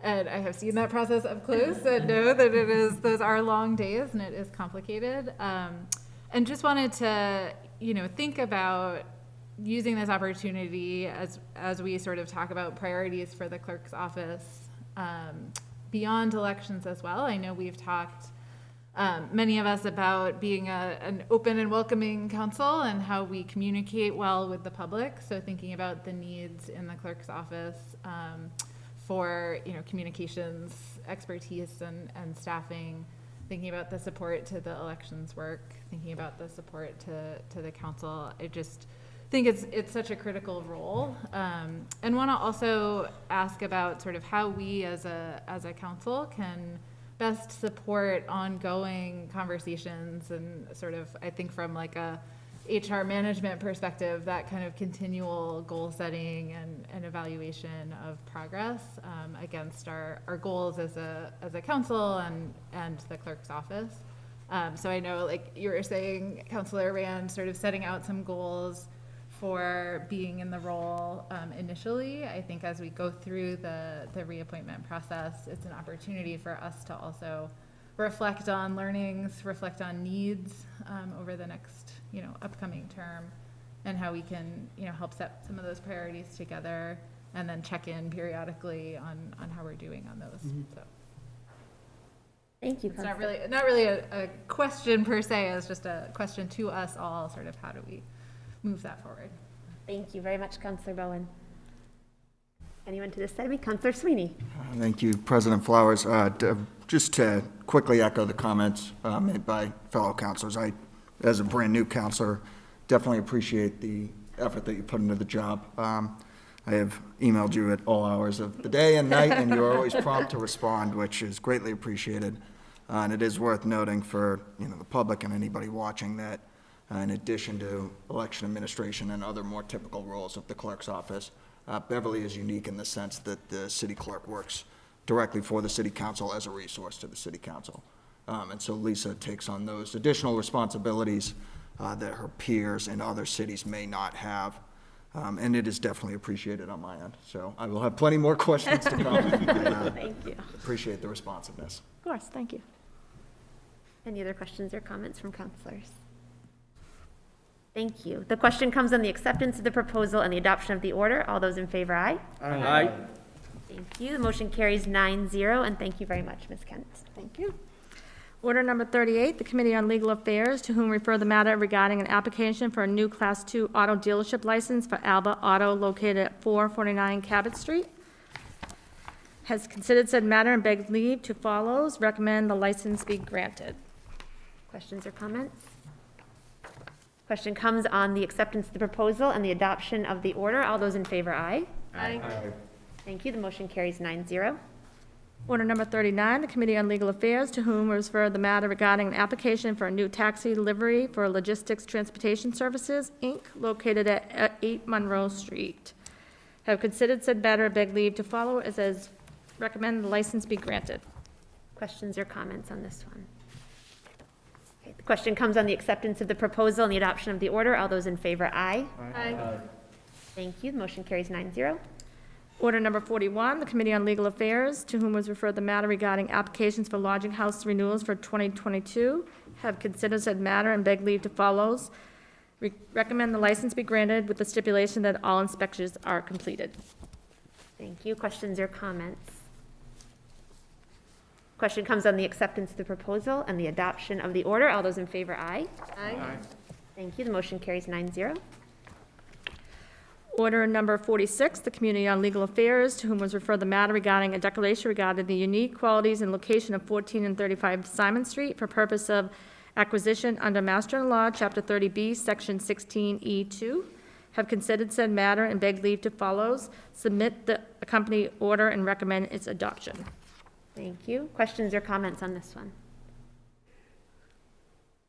Question comes on the acceptance of the proposal and the adoption of the order. All those in favor, aye. Aye. Any opposed? Okay. Sorry. Sorry, Councilor Rotundo, I wasn't sure if we were No, communicating by aye wrong. Yeah, no, I was just, I went for a second there. Okay. The motion carries 9-0. Order number 23, the Committee on Legal Affairs, to whom was referred the matter regarding an amendment of the rules and regulations of Rule 10, Order of Business, has been reported back to council. Full council. Thank you. So this one, Order 23, is the proposal to amend Rule 19, and this was referred back by Legal Affairs for more discussion by the council. So I would like to give us the opportunity to have some of that discussion. Before I do open the floor, I wanted to just, as we did last time, we received the letter from Diversity, Equity, Inclusion Director Abu Tappan before our January 18th meeting. It was read into the record. I think what's been received in between that has not been read into the record for the council is a letter received on the 28th of January, and this comes from Thomas Green of the Massachusetts Tribe. And so for the purposes of having it in the record, I will read it. It says, "Greetings, Beverly City Council. Beverly, Massachusetts is the traditional homeland of the Massachusetts Tribe. Acknowledging the Massachusetts Tribe is acknowledging and honoring all its basic historic and current bands, including the Sacomship of Nahanpeshtimet and the Pawtucket Band of Massachusetts. Respectfully, Thomas Green, Massachusetts Tribe at Ponkapog Tribal Council." And I did want to recognize, thank you, Ms. Kent. I did want to recognize that our Diversity, Equity, Inclusion Director, Mr. Abu Tappan, is here in the room with us. Mr. Tappan, I don't know if you'd like to say a few words.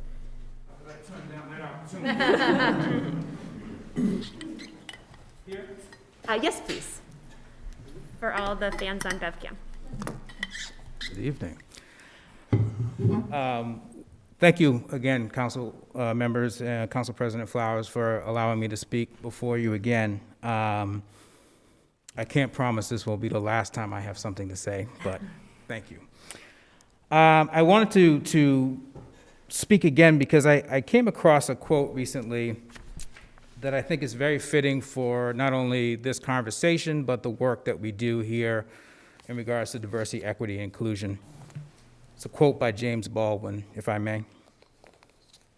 "Not everything that is faced can be changed, but nothing can be changed until it is faced." We have an opportunity here together. This opportunity we have is to fix a broken foundation. A foundation of systemic racism that has its roots as deep as the Earth's core. Sounds insurmountable, doesn't it? Sometimes I wonder myself, can it be done? But in order for us to make a change and reshape this foundation, we must first act with intent. We must act with courageous intent. The courage doesn't come from me. It comes from those who have been privileged by the foundation that was built. We have an opportunity to change that foundation that was built every time we have a conversation or discussion to better understand each other, to enact programming or policies to level the playing field, and yes, even the addition of a land acknowledgement. We are chipping away at this foundation. But we must first step aside, outside of ourselves, and look from the other side, a different angle. Can you imagine the impact the acknowledgement of their ancestral rights and birthplace can have on our Native American families and friends? We recently displayed courageous intent by hanging up a Black Lives Matter mural in the library. Why? Not because it's a beautiful piece of art, but because it is an acknowledgement that Black lives matter. And historically, including recent history, that has not always been the case. So I ask you, what's the difference here? Are we not in pursuit of understanding the true history of this country and those who came before us so that we can work on chipping away at that foundation?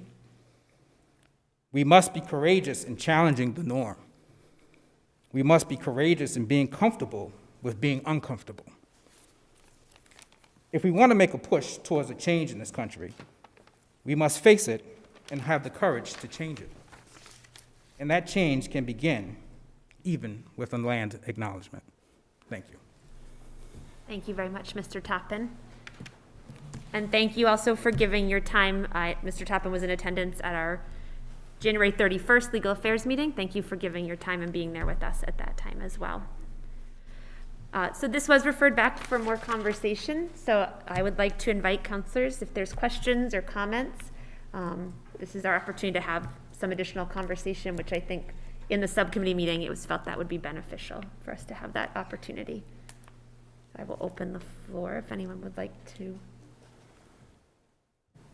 Counselor Feldman. Thank you. So I am a member of the racial equity, the audit, the diversity audit for the city of Beverly. And when I first started on the team, on the task force, I remember we got to the end of the first meeting, and it seemed like everybody had an assignment except for me as a city councilor. It was very, every department had their own thing they could do that could actually lead to the research and what we can do better as a city. And I did leave feeling a little like, I can do some work, I can help out. So I know that we as a council approved the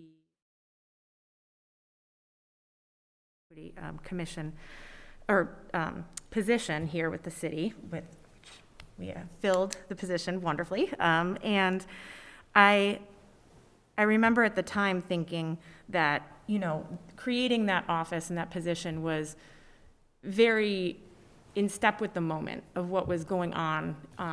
A lot of it felt like it was the beginning of something, and we did, at the time when we approved this position in the budget, I did voice my concern that I hoped that it was the beginning of something and it wasn't just us doing something and saying we did, because that is what a lot of politics comes down to. And I think that's why people often get turned off by people that are in politics, because when something is timely, they do something, they react to it publicly, and then it kind of just goes away. They did something to say they did it. And so I was genuinely very excited as a counselor to finally kind of have an assignment, something that we could act on, to kind of put teeth behind that question that I had when we approved this budget line item, because there's really no point in creating an entire department in the city and say we're going to do the work if we don't actually support the work of that office. So in my mind, as a city councilor, living by what I approved 2 years ago, and with the caveat that we would be able to act on that budget line item and that allocation, I don't think it's even fair to create, it's cruel to create a position and then not take any recommendations from that department. So it's really futile for the work that we say we want to do as a city. So it is my personal feelings as a city councilor that it is the right thing to do. It does not impact our course of business about what the work we do for our constituents. It is just stating the facts and paying honor to that. And that's the same reason why I happily co-sponsored the resolution honoring the Vietnam veterans. It's the right thing to do in this situation, and it's facts. And that is why I am in support of this resolution here today. So, thank you. Thank you, Councillor Feldman. Would anyone else like to? Councillor Bowen. Thank you. So I know that time is going along, so I don't want to speak for long, and had the opportunity in the last open meeting of the Legal Affairs Committee to share a little bit about why I also think this is a wonderful idea, an important practice, something that we should be doing and should build into our regular ongoing approach to city council meetings. So won't reiterate that, but we'll just say that in the time since, the feedback that I've gotten from almost every corner of the city and from over a dozen people in written form and also conversations has also been overwhelmingly positive, and in a way that indicates to me that even opening the conversation has made people feel more welcome talking about what they want the city council to do with them and how they want us to be in community. And so to me, that's the best indication of the impact that incorporating this into our formal meeting structure will have. And for me, that, support from across the community to be in conversation, to be as welcoming as we can in whatever way that looks like for the task at hand. In this case, in our formal meeting agendas, adding a land acknowledgement is the right fit for that task. To me, it just says that's the right way to go, and it will continue to have that positive impact of, making this setting here feel welcoming and approachable. And I hope that does spark larger conversations and does invite more people in, and I'm excited to see that it already has. Thank you, Councillor Bowen. And Councillor Bowen, thank you for also reminding me that in addition to, you mentioned communications you had received, there were folks who wrote directly to Ms. Kent in the hopes of having their communications shared with the council. So thank you to everyone who took the time to do that. And these will be attached to Order 23 as well, because they will become public documents. So thank you for those who took the time to reach out. Would anyone else like to have that? Councillor St. Hilaire. Thank you, President Flowers. So, as Councilor Bowen indicated, there's been a lot of discussion already on this topic, so I'm not going to go on and on, but I would like to say, I do believe DEI, diversity, equity, inclusion issues are a priority for Beverly.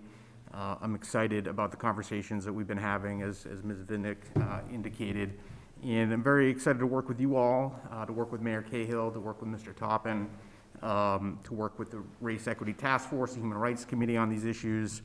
Also really looking forward to seeing the results of the race equity audit. I think we can work to collaboratively develop a DEI plan together. With that said, I am opposed to changing the rules of the council to require that this statement be read at every single city council meeting. We had a number of veterans here tonight. I think there's lots of statements that we could read at the beginning of every city council meeting, including honoring our veterans. But we actually have 2 dedicated spots on our agenda already for recognition and acknowledgements. We have resolutions, we have presentations, awards, and memorials. I'm happy to acknowledge the history and to work with you all on that. I think that would be a far more appropriate way to go. And so while I'm voting to keep the council agenda as it is, I do want to say, I think this is the beginning of a conversation together, and look forward to our retreat this weekend and to making progress on these issues. Thank you. Thank you very much, Councillor St. Hilaire. Would anyone else like the opportunity? Councillor Sweeney. Thank you, Madam President. And I want to, thank you, and Ms. Visnick mentioned this in her comments. This is an important conversation for us to have as a community. We did have a lengthy discussion in the Legal Affairs Subcommittee last week. Unfortunately, the minutes of that are made public for those that have read up or want to read up. And so I don't want to rehash everything that was said, but I do think it's important that we, as Councilor St. Hilaire just mentioned and others have said, that we continue the conversation regardless of the result of the vote here. And specifically, I did want to take this time. As Councilor Bowen mentioned, I had a handful of residents reach out to me. Thank you for that, for providing your perspectives. With many, I thought we had a good back and forth dialogue that otherwise may not have come up had this matter not been proposed. So thank you for that. And I want to just reflect on the opportunity that this has afforded me personally to research the history of Indigenous peoples in our area. And I learned more in a month and a half than I probably had in years beforehand because of the prompting to really reflect and take a look at parts of our community's history that otherwise don't get the acknowledgement that perhaps they deserve. And I think that's especially important for us to take and apply as we look at different aspects of our community and our city's history going forward, to make sure that we are recognizing people groups that otherwise may not have received the proper recognition due to them, especially as we look at the history of Indigenous peoples who pretty objectively have been treated unfairly throughout the course of our country's history. And so with that, I do think it is important that we as a council take proactive action to make the city more welcoming. As Councilor Feldman mentioned, that's much of the reason why there was so much support in the creation of the position of Diversity, Equity, and Inclusion Director, the importance of citizen participation, both through writing letters and emailing counselors, but then also through the Human Rights Committee as well. We heard Ms. Jones speak to their input on that matter. And with that, this is one thing that I want to continue the conversation. It's important that we recognize Indigenous peoples, and I do want to take the time here to voice that support, but I am going to vote no on this matter. It was not an easy decision for me. What it comes down to, and where I think the community conversation can continue, is in regards to amending the rules and orders to have the land acknowledgement read after the Pledge of Allegiance. I don't think the intention at all was to make it a rebuttal to the Pledge of Allegiance. I do think some folks may perceive it as such, and I think it's very important that we as a community,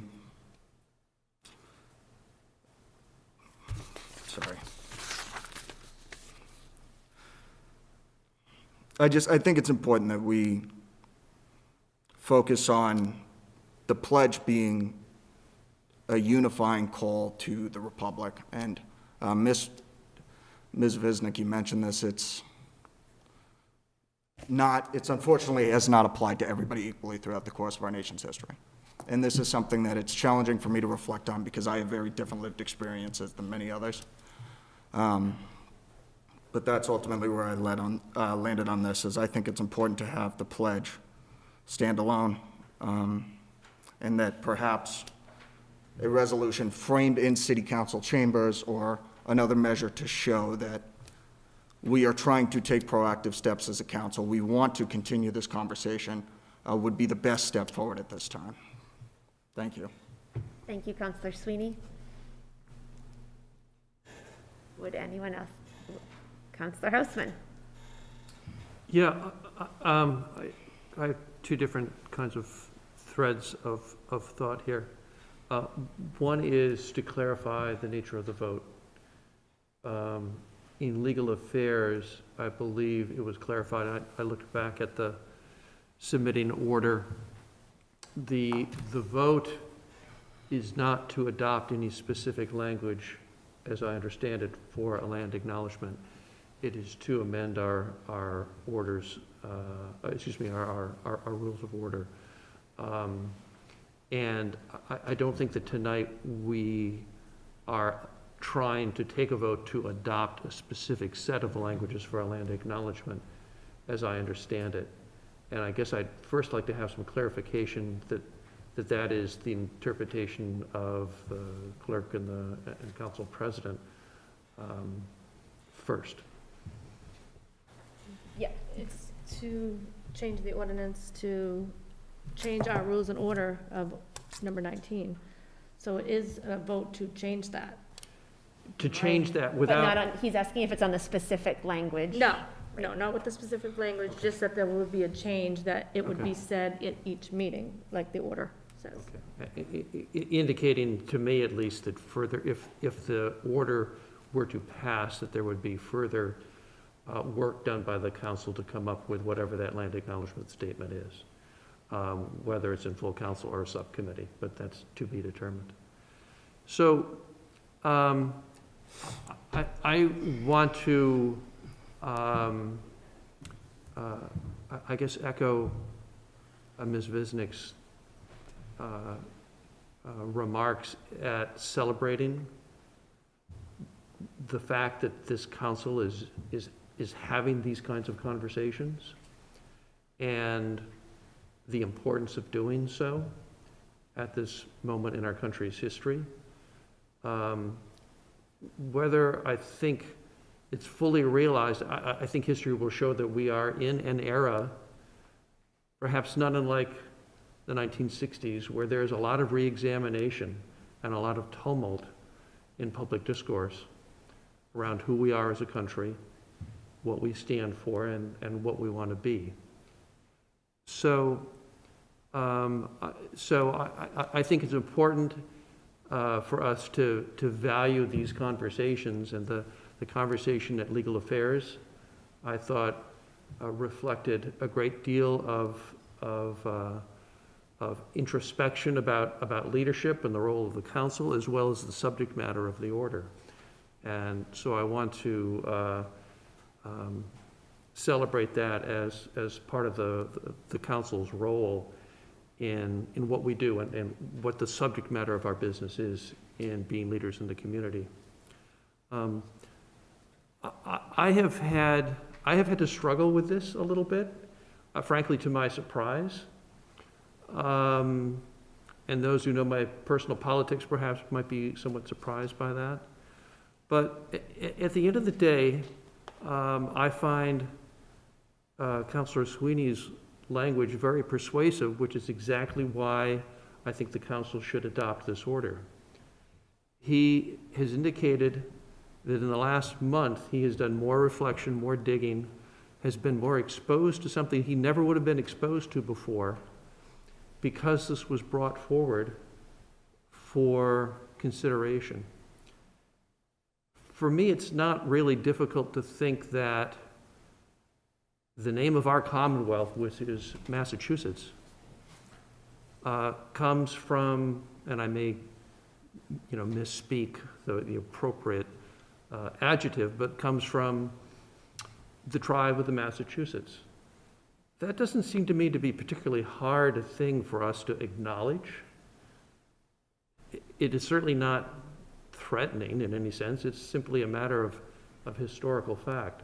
So it doesn't trouble me to acknowledge that, but I do think that as community leaders, this is an opportunity for us to invite our community at large to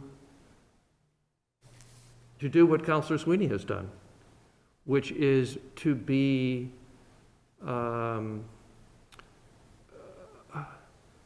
faced with something different and perhaps strange and maybe even uncomfortable, and ask why, and ask what is this all about.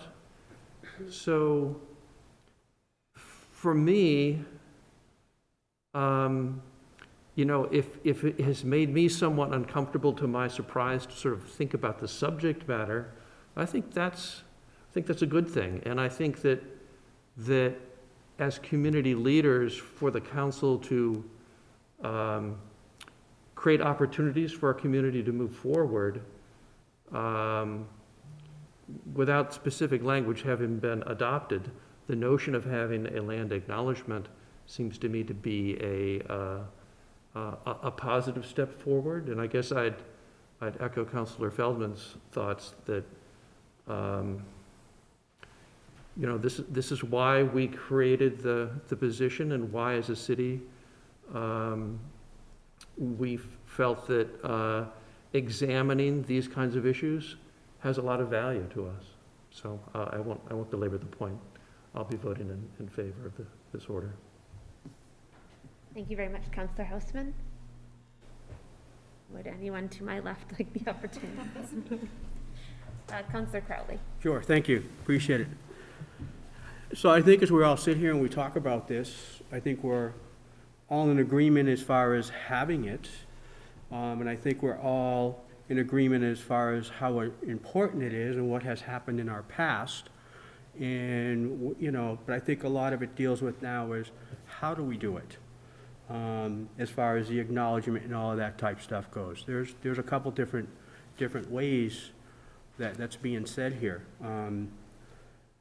For me, I'm a firm believer in, you know, United States, the Pledge of Allegiance, those type things, and how it comes through, like I talked a little bit before in our last one, you know. One nation under God, you know, so we're one nation all together, working together to move us forward. As we've done in the history, we've made some mistakes along the way. So what do we do now to take and maybe correct some of those? You know, and where do we go from here? For me, I'm still that believer as far as the big umbrella. I think we have a variety of groups out there that we've made some mistakes through our history, whether it's welcoming back and what we did with our Vietnam veterans, whether what's going on with right now as far as with the Indians and the various ones here. So I think what we need to continue to do is these conversations like we've talked about. Is it an every type meeting thing? I'm not sure. I think we all want to acknowledge it and where we are and where we need to go from this day forward. So we'll continue to do that work. I don't want to speak for everybody, but I know the passion and stuff that we all have here, not only in the council, but in the city of Beverly. You know, where do we go from here? We've made some great strides and we have a long way to go to see where do we go from here. For me, I would recommend more, as I'd like to see us, as we talked about before, is I'm in favor of us doing a resolution and hanging it here in these chambers so that we see it all the time, you know, and it gives us that remaining focus to continue to do it. And I think in our hearts, we're doing it on a day-to-day basis in what we do every day. You know I do, and that's where I am on it. But thank you for the opportunity. Thank you very much, Councillor Crowley. I'm good. No, I got nothing. Councillor Rand. Thank you. I have so many thoughts that I could share, but a lot of them I'm just kind of choose to formulate as time goes on. I'm glad we're having this conversation. I feel really thankful that we have Mr. Toppin as guidance in our city and our community and to power through all kinds of amazing projects. And thank you for guiding the council on this particular subject.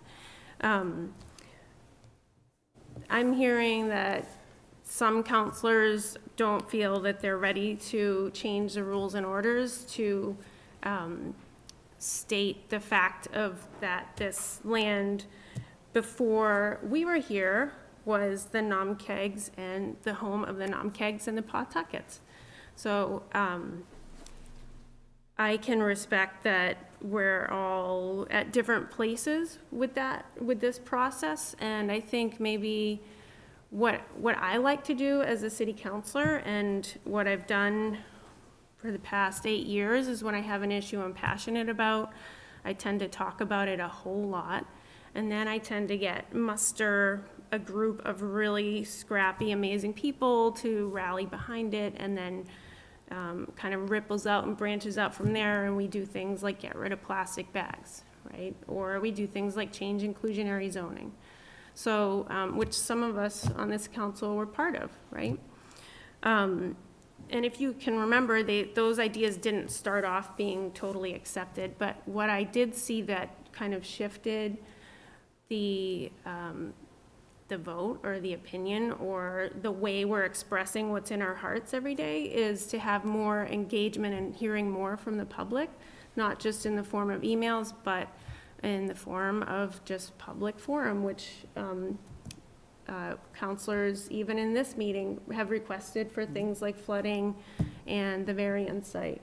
So I would respectfully request that we continue this conversation as all but Councilor Rotundo. I don't want to speak for you since you didn't share that, but everyone else did share that they're willing to carry this conversation forward. So I would respectfully request that we continue this conversation in a public manner, to invite the public in to speak and share their thoughts on making a land statement as part of our routine. Thank you, Councilor Rand. Legal Affairs could host if that's, allowed.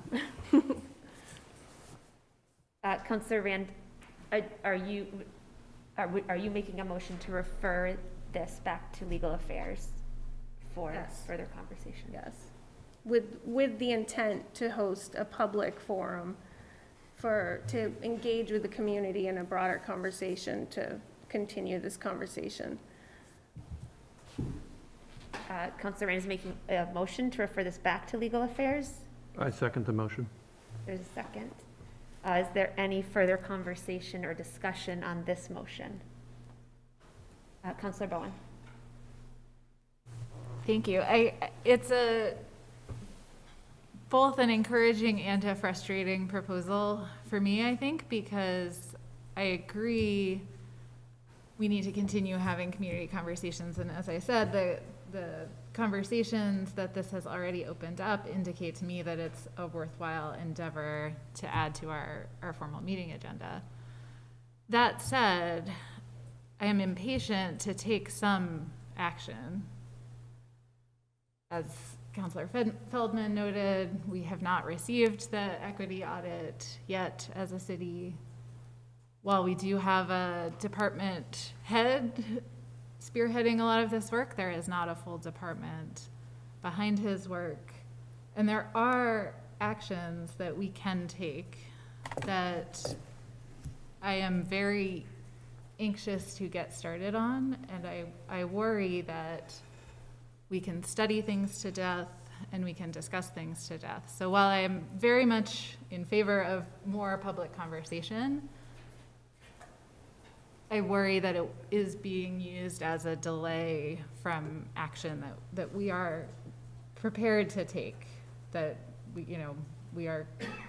I'm ready to take a vote and feel very comfortable, whether it's a unanimous vote or not. I feel very comfortable sort of without caveats, stating that I think this should be part of our agenda, and understanding that that may not be where everyone is at right now. So for me, if it's referred back to a public conversation, that's a step that I'll be happy to participate in and hear from more people.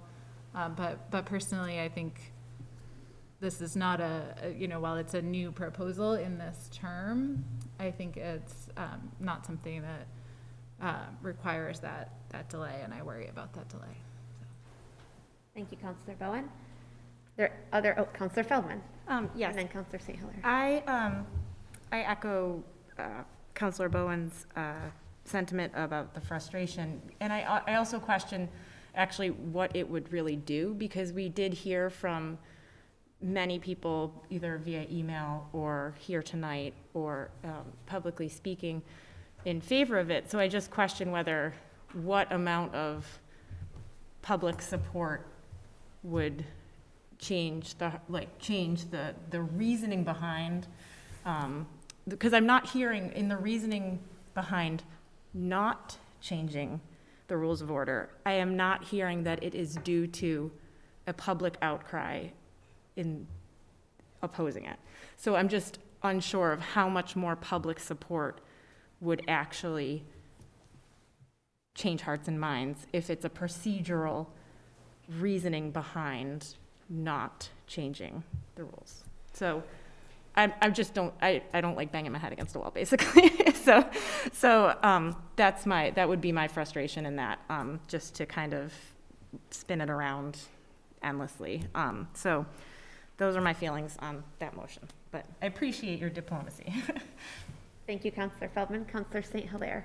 Yeah, I would also agree with Councilors Feldman and Bowen that I'm not sure what a prolonged discussion would accomplish. We had a very robust discussion earlier this week, and to me, it was clear, some of us disagree, right? And I think it's okay to disagree, right? And I think, again, this is not the end of DEI discussions within this body.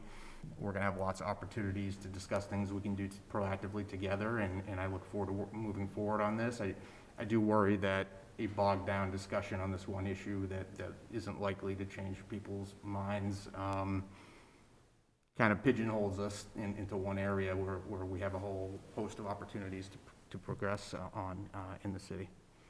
Thank you. Thank you, Councillor St. Hilaire. Councillor Houseman.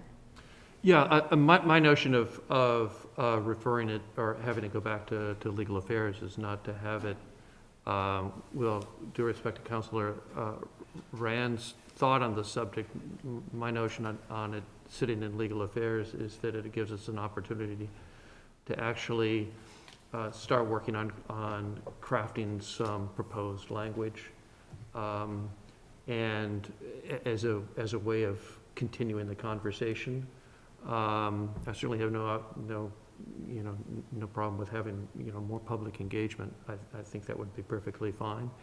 I'm prepared to move forward and vote on this, but even if we do that and the motion passes, we then have to take the next step, which is craft specific language that would be a land acknowledgement in that event. And I would think that would be best done in legal affairs personally. So for me, this is more of a procedural matter than as a way of moving forward rather than a delay. But I suppose that's just my own way of looking at how best we could move forward procedurally. Thank you, Councillor Houseman. Councillor Rotundo. Madam President, just for clarification from what Councilor Houseman is saying, we're not worried about the language right now anyways. What we're worried about is just taking the rules of how it's going to be of order. So kind of like, we need to take the vote even to go back to legal affairs regardless. And I understand what Councilor Rand is stating is to maybe look at it as a public hearing type, public forum. So I just want, for clarification purposes, right now, I'm hearing from Councilor Feldman, St. Hilaire, and Councilor Bowen, is we're looking just to do the rules of the order of the council right now. And if it does pass, and then we would have to then take it up further to legal matters, to legal affairs to go further with that, correct? Yes, you have that correct, Councillor Rotundo. We do have there's a motion and a second on the floor. Is there any further conversation about, this is Councillor Rand's motion to refer back to Councillor Rand. I really appreciate the conversation again, and appreciate all the perspectives, and I've quite honestly, I do think it's okay to disagree. And so unless there's appetite to have a public discussion and value the people who would show up and speak about this, then I think that I could withdraw my motion and we could just make a different motion. That I will leave that up to you, Councillor Rand, if you. I withdraw my motion. Okay. So with that. I'll withdraw my second to the motion. Thank you. I appreciate that, Councillor Houseman. Are there any last comment or question? Councillor Sweeney. Thank you, Madam President. And just to maybe add to my earlier comments and build off of this conversation for us as a council going forward.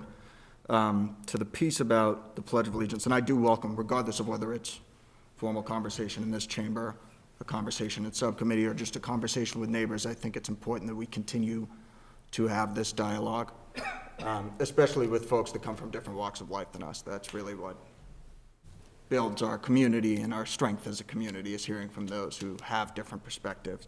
And on my perspective on the Pledge of Allegiance, just to really emphasize the importance that if the phrase liberty and justice for all doesn't apply to folks in our community, and that I believe it is very important that we hear that and we do make sure that no matter the venue, whether it's through the city council or through how you treat people in your day-to-day life, that we are making the necessary adjustments to ensure that Beverly is a welcoming community. And I am encouraged to hear that that's the sentiment, I believe, of everybody who sits up here, of all 9 councilors. And then going forward to the piece that Ms. Bowen made about the importance of, or Councilor Bowen, sorry, about the importance of action, I would be more than willing to work with any of my colleagues here to put a resolution together to make sure that we have formal acknowledgement of the Namkig and Pawtucket peoples as the starting point for our community conversations going forward. And so regardless of the vote here tonight, I think that could be an important first step. And I would encourage that we don't let the perfect be the enemy of the good on that end, that we do take some affirmative action here, and that we continue this community dialogue going forward. Thank you, Madam President. Thank you very much, Councilor Sweeney. So, because this was referred back from Legal Affairs for further conversation, to be able to move this process forward at this point, we do need a motion to approve. So I would entertain a motion to approve. So moved. Is there a second? Second. Thank you. With the motion in a second, there is opportunity for any last comments. And I actually would like to ask Councilor Rotundo to switch with me and have you call for the vote so that I can comment as a councilor, not as the president. Sure, so I motion to switch, to take this seat for Madam President. Thank you, Councilor Rotundo.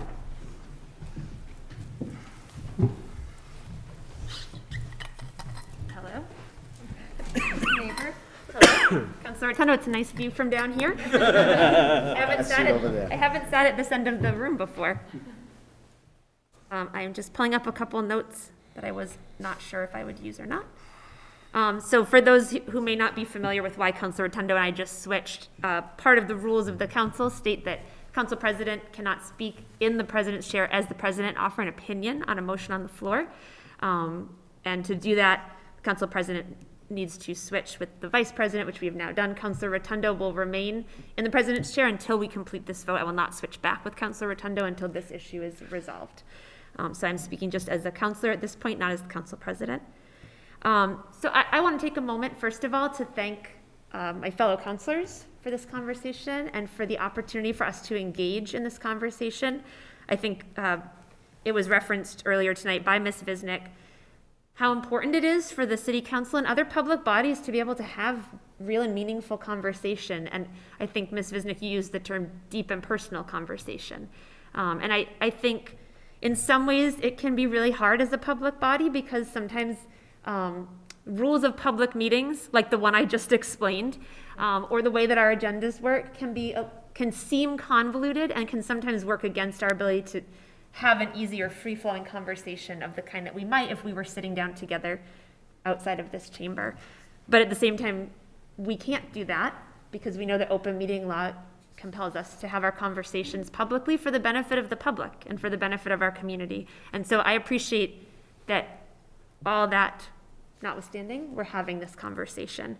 I do want to just take a moment also to express my thanks to Thomas Green of the Massachusetts Tribe, as well as our own Diversity, Equity, Inclusion Director, Mr. Abu Tappan, who is here with us tonight.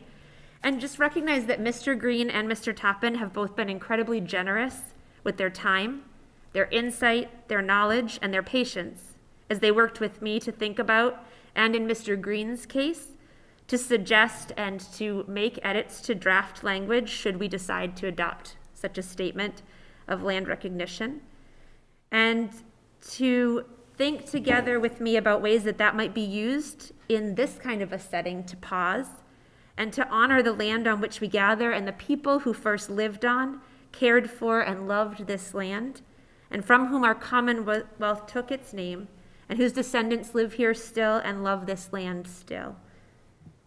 I'm also very mindful of the ways in which very often BIPOC people in our community, which is Black, Indigenous, and people of color, are asked to do the work of educating and advocating around topics of inclusion and equity. And so I want to pause and acknowledge that emotional work, the cost of time that it takes them, and the weight of being asked to do that work, to explain again and again, and to help people like me, whom the system has privileged, to think through what that privilege might mean or how we might work to begin to undo some of that. So I thank Mr. Green and the Massachusetts tribe for their work in advocacy, for patience and willingness to engage not only with me, but to make themselves accessible to any counselor and even some members of our community who wish to talk more about this topic.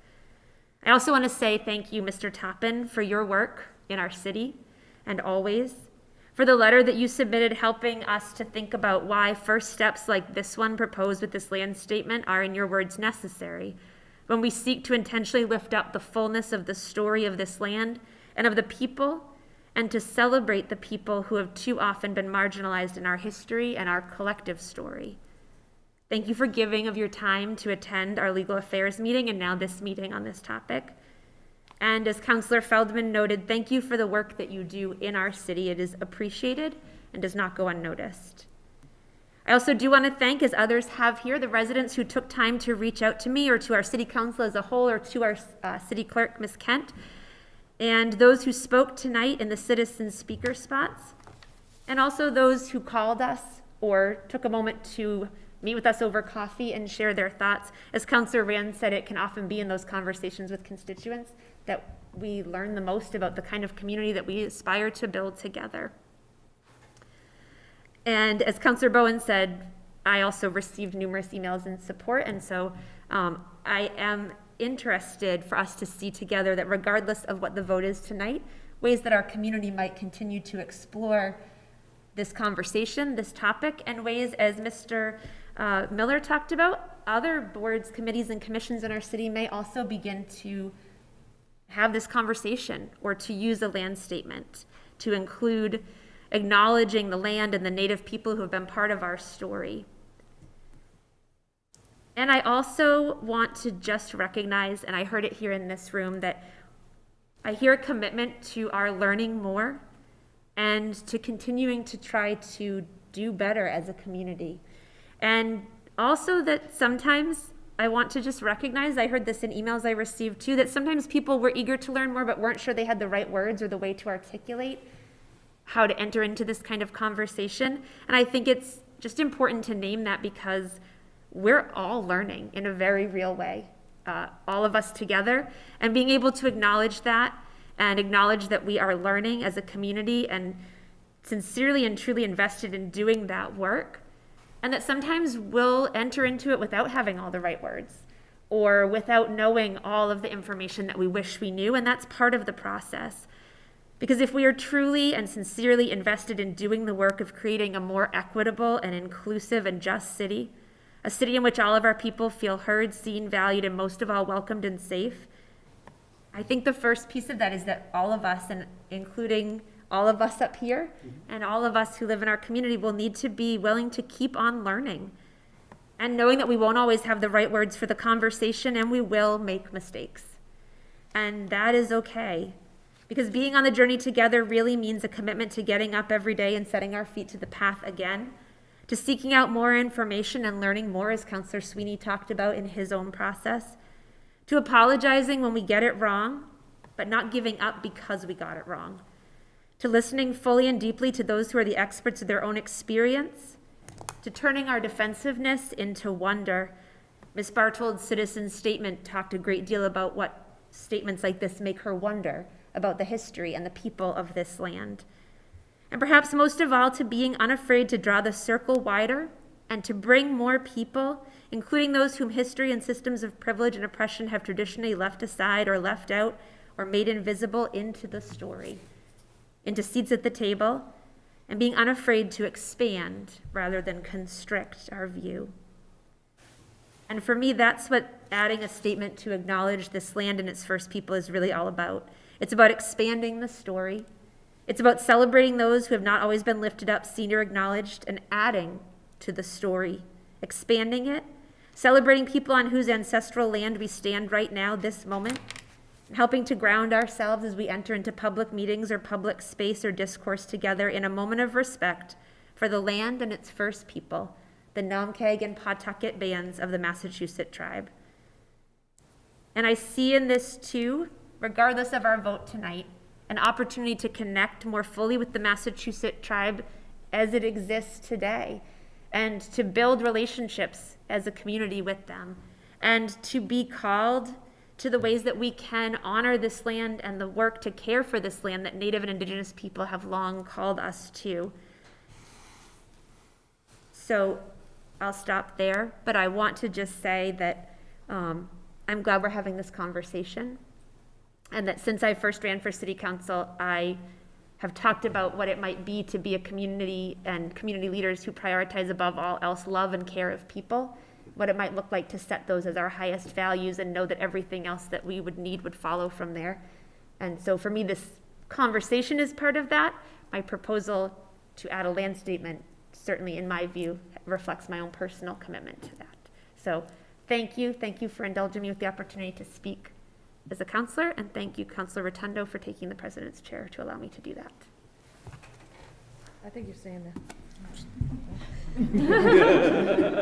Take it away that easy.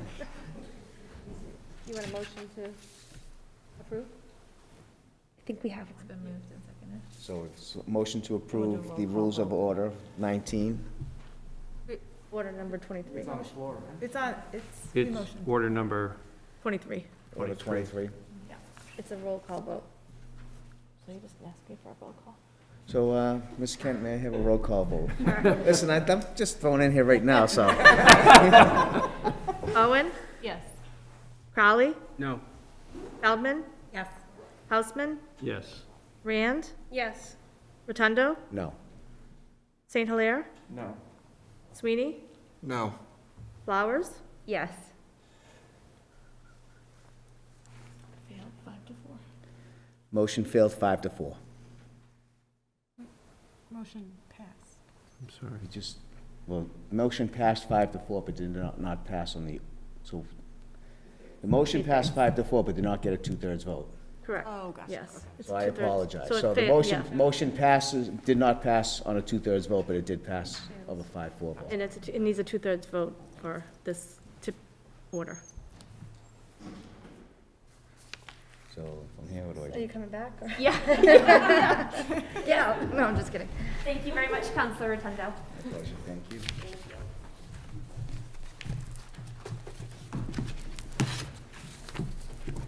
I want to thank Councilor Rotundo and affirm that he did in fact have no idea I was going to ask him to switch, because I wasn't sure if I would or not, so I know you were just thrown in there. Thank you, Councilor Rotundo. And yes, a motion to amend our rules and order does require a 2/3 vote, and that was the reason that a 5-4 majority is not sufficient in this case.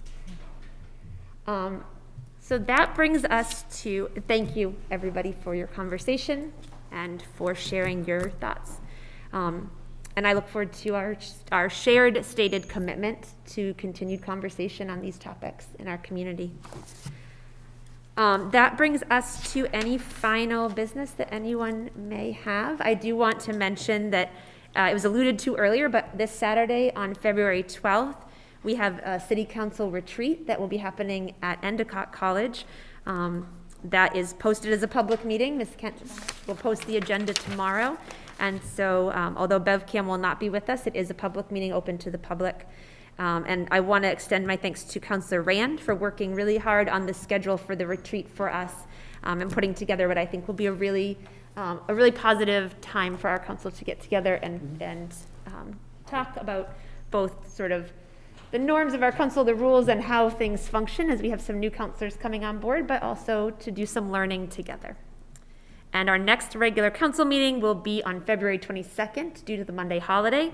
And as you heard tonight, there will be 2 public hearings, one at 7:15 and one at 7:25 in that meeting. Does anyone else have any other business or final comments? Okay.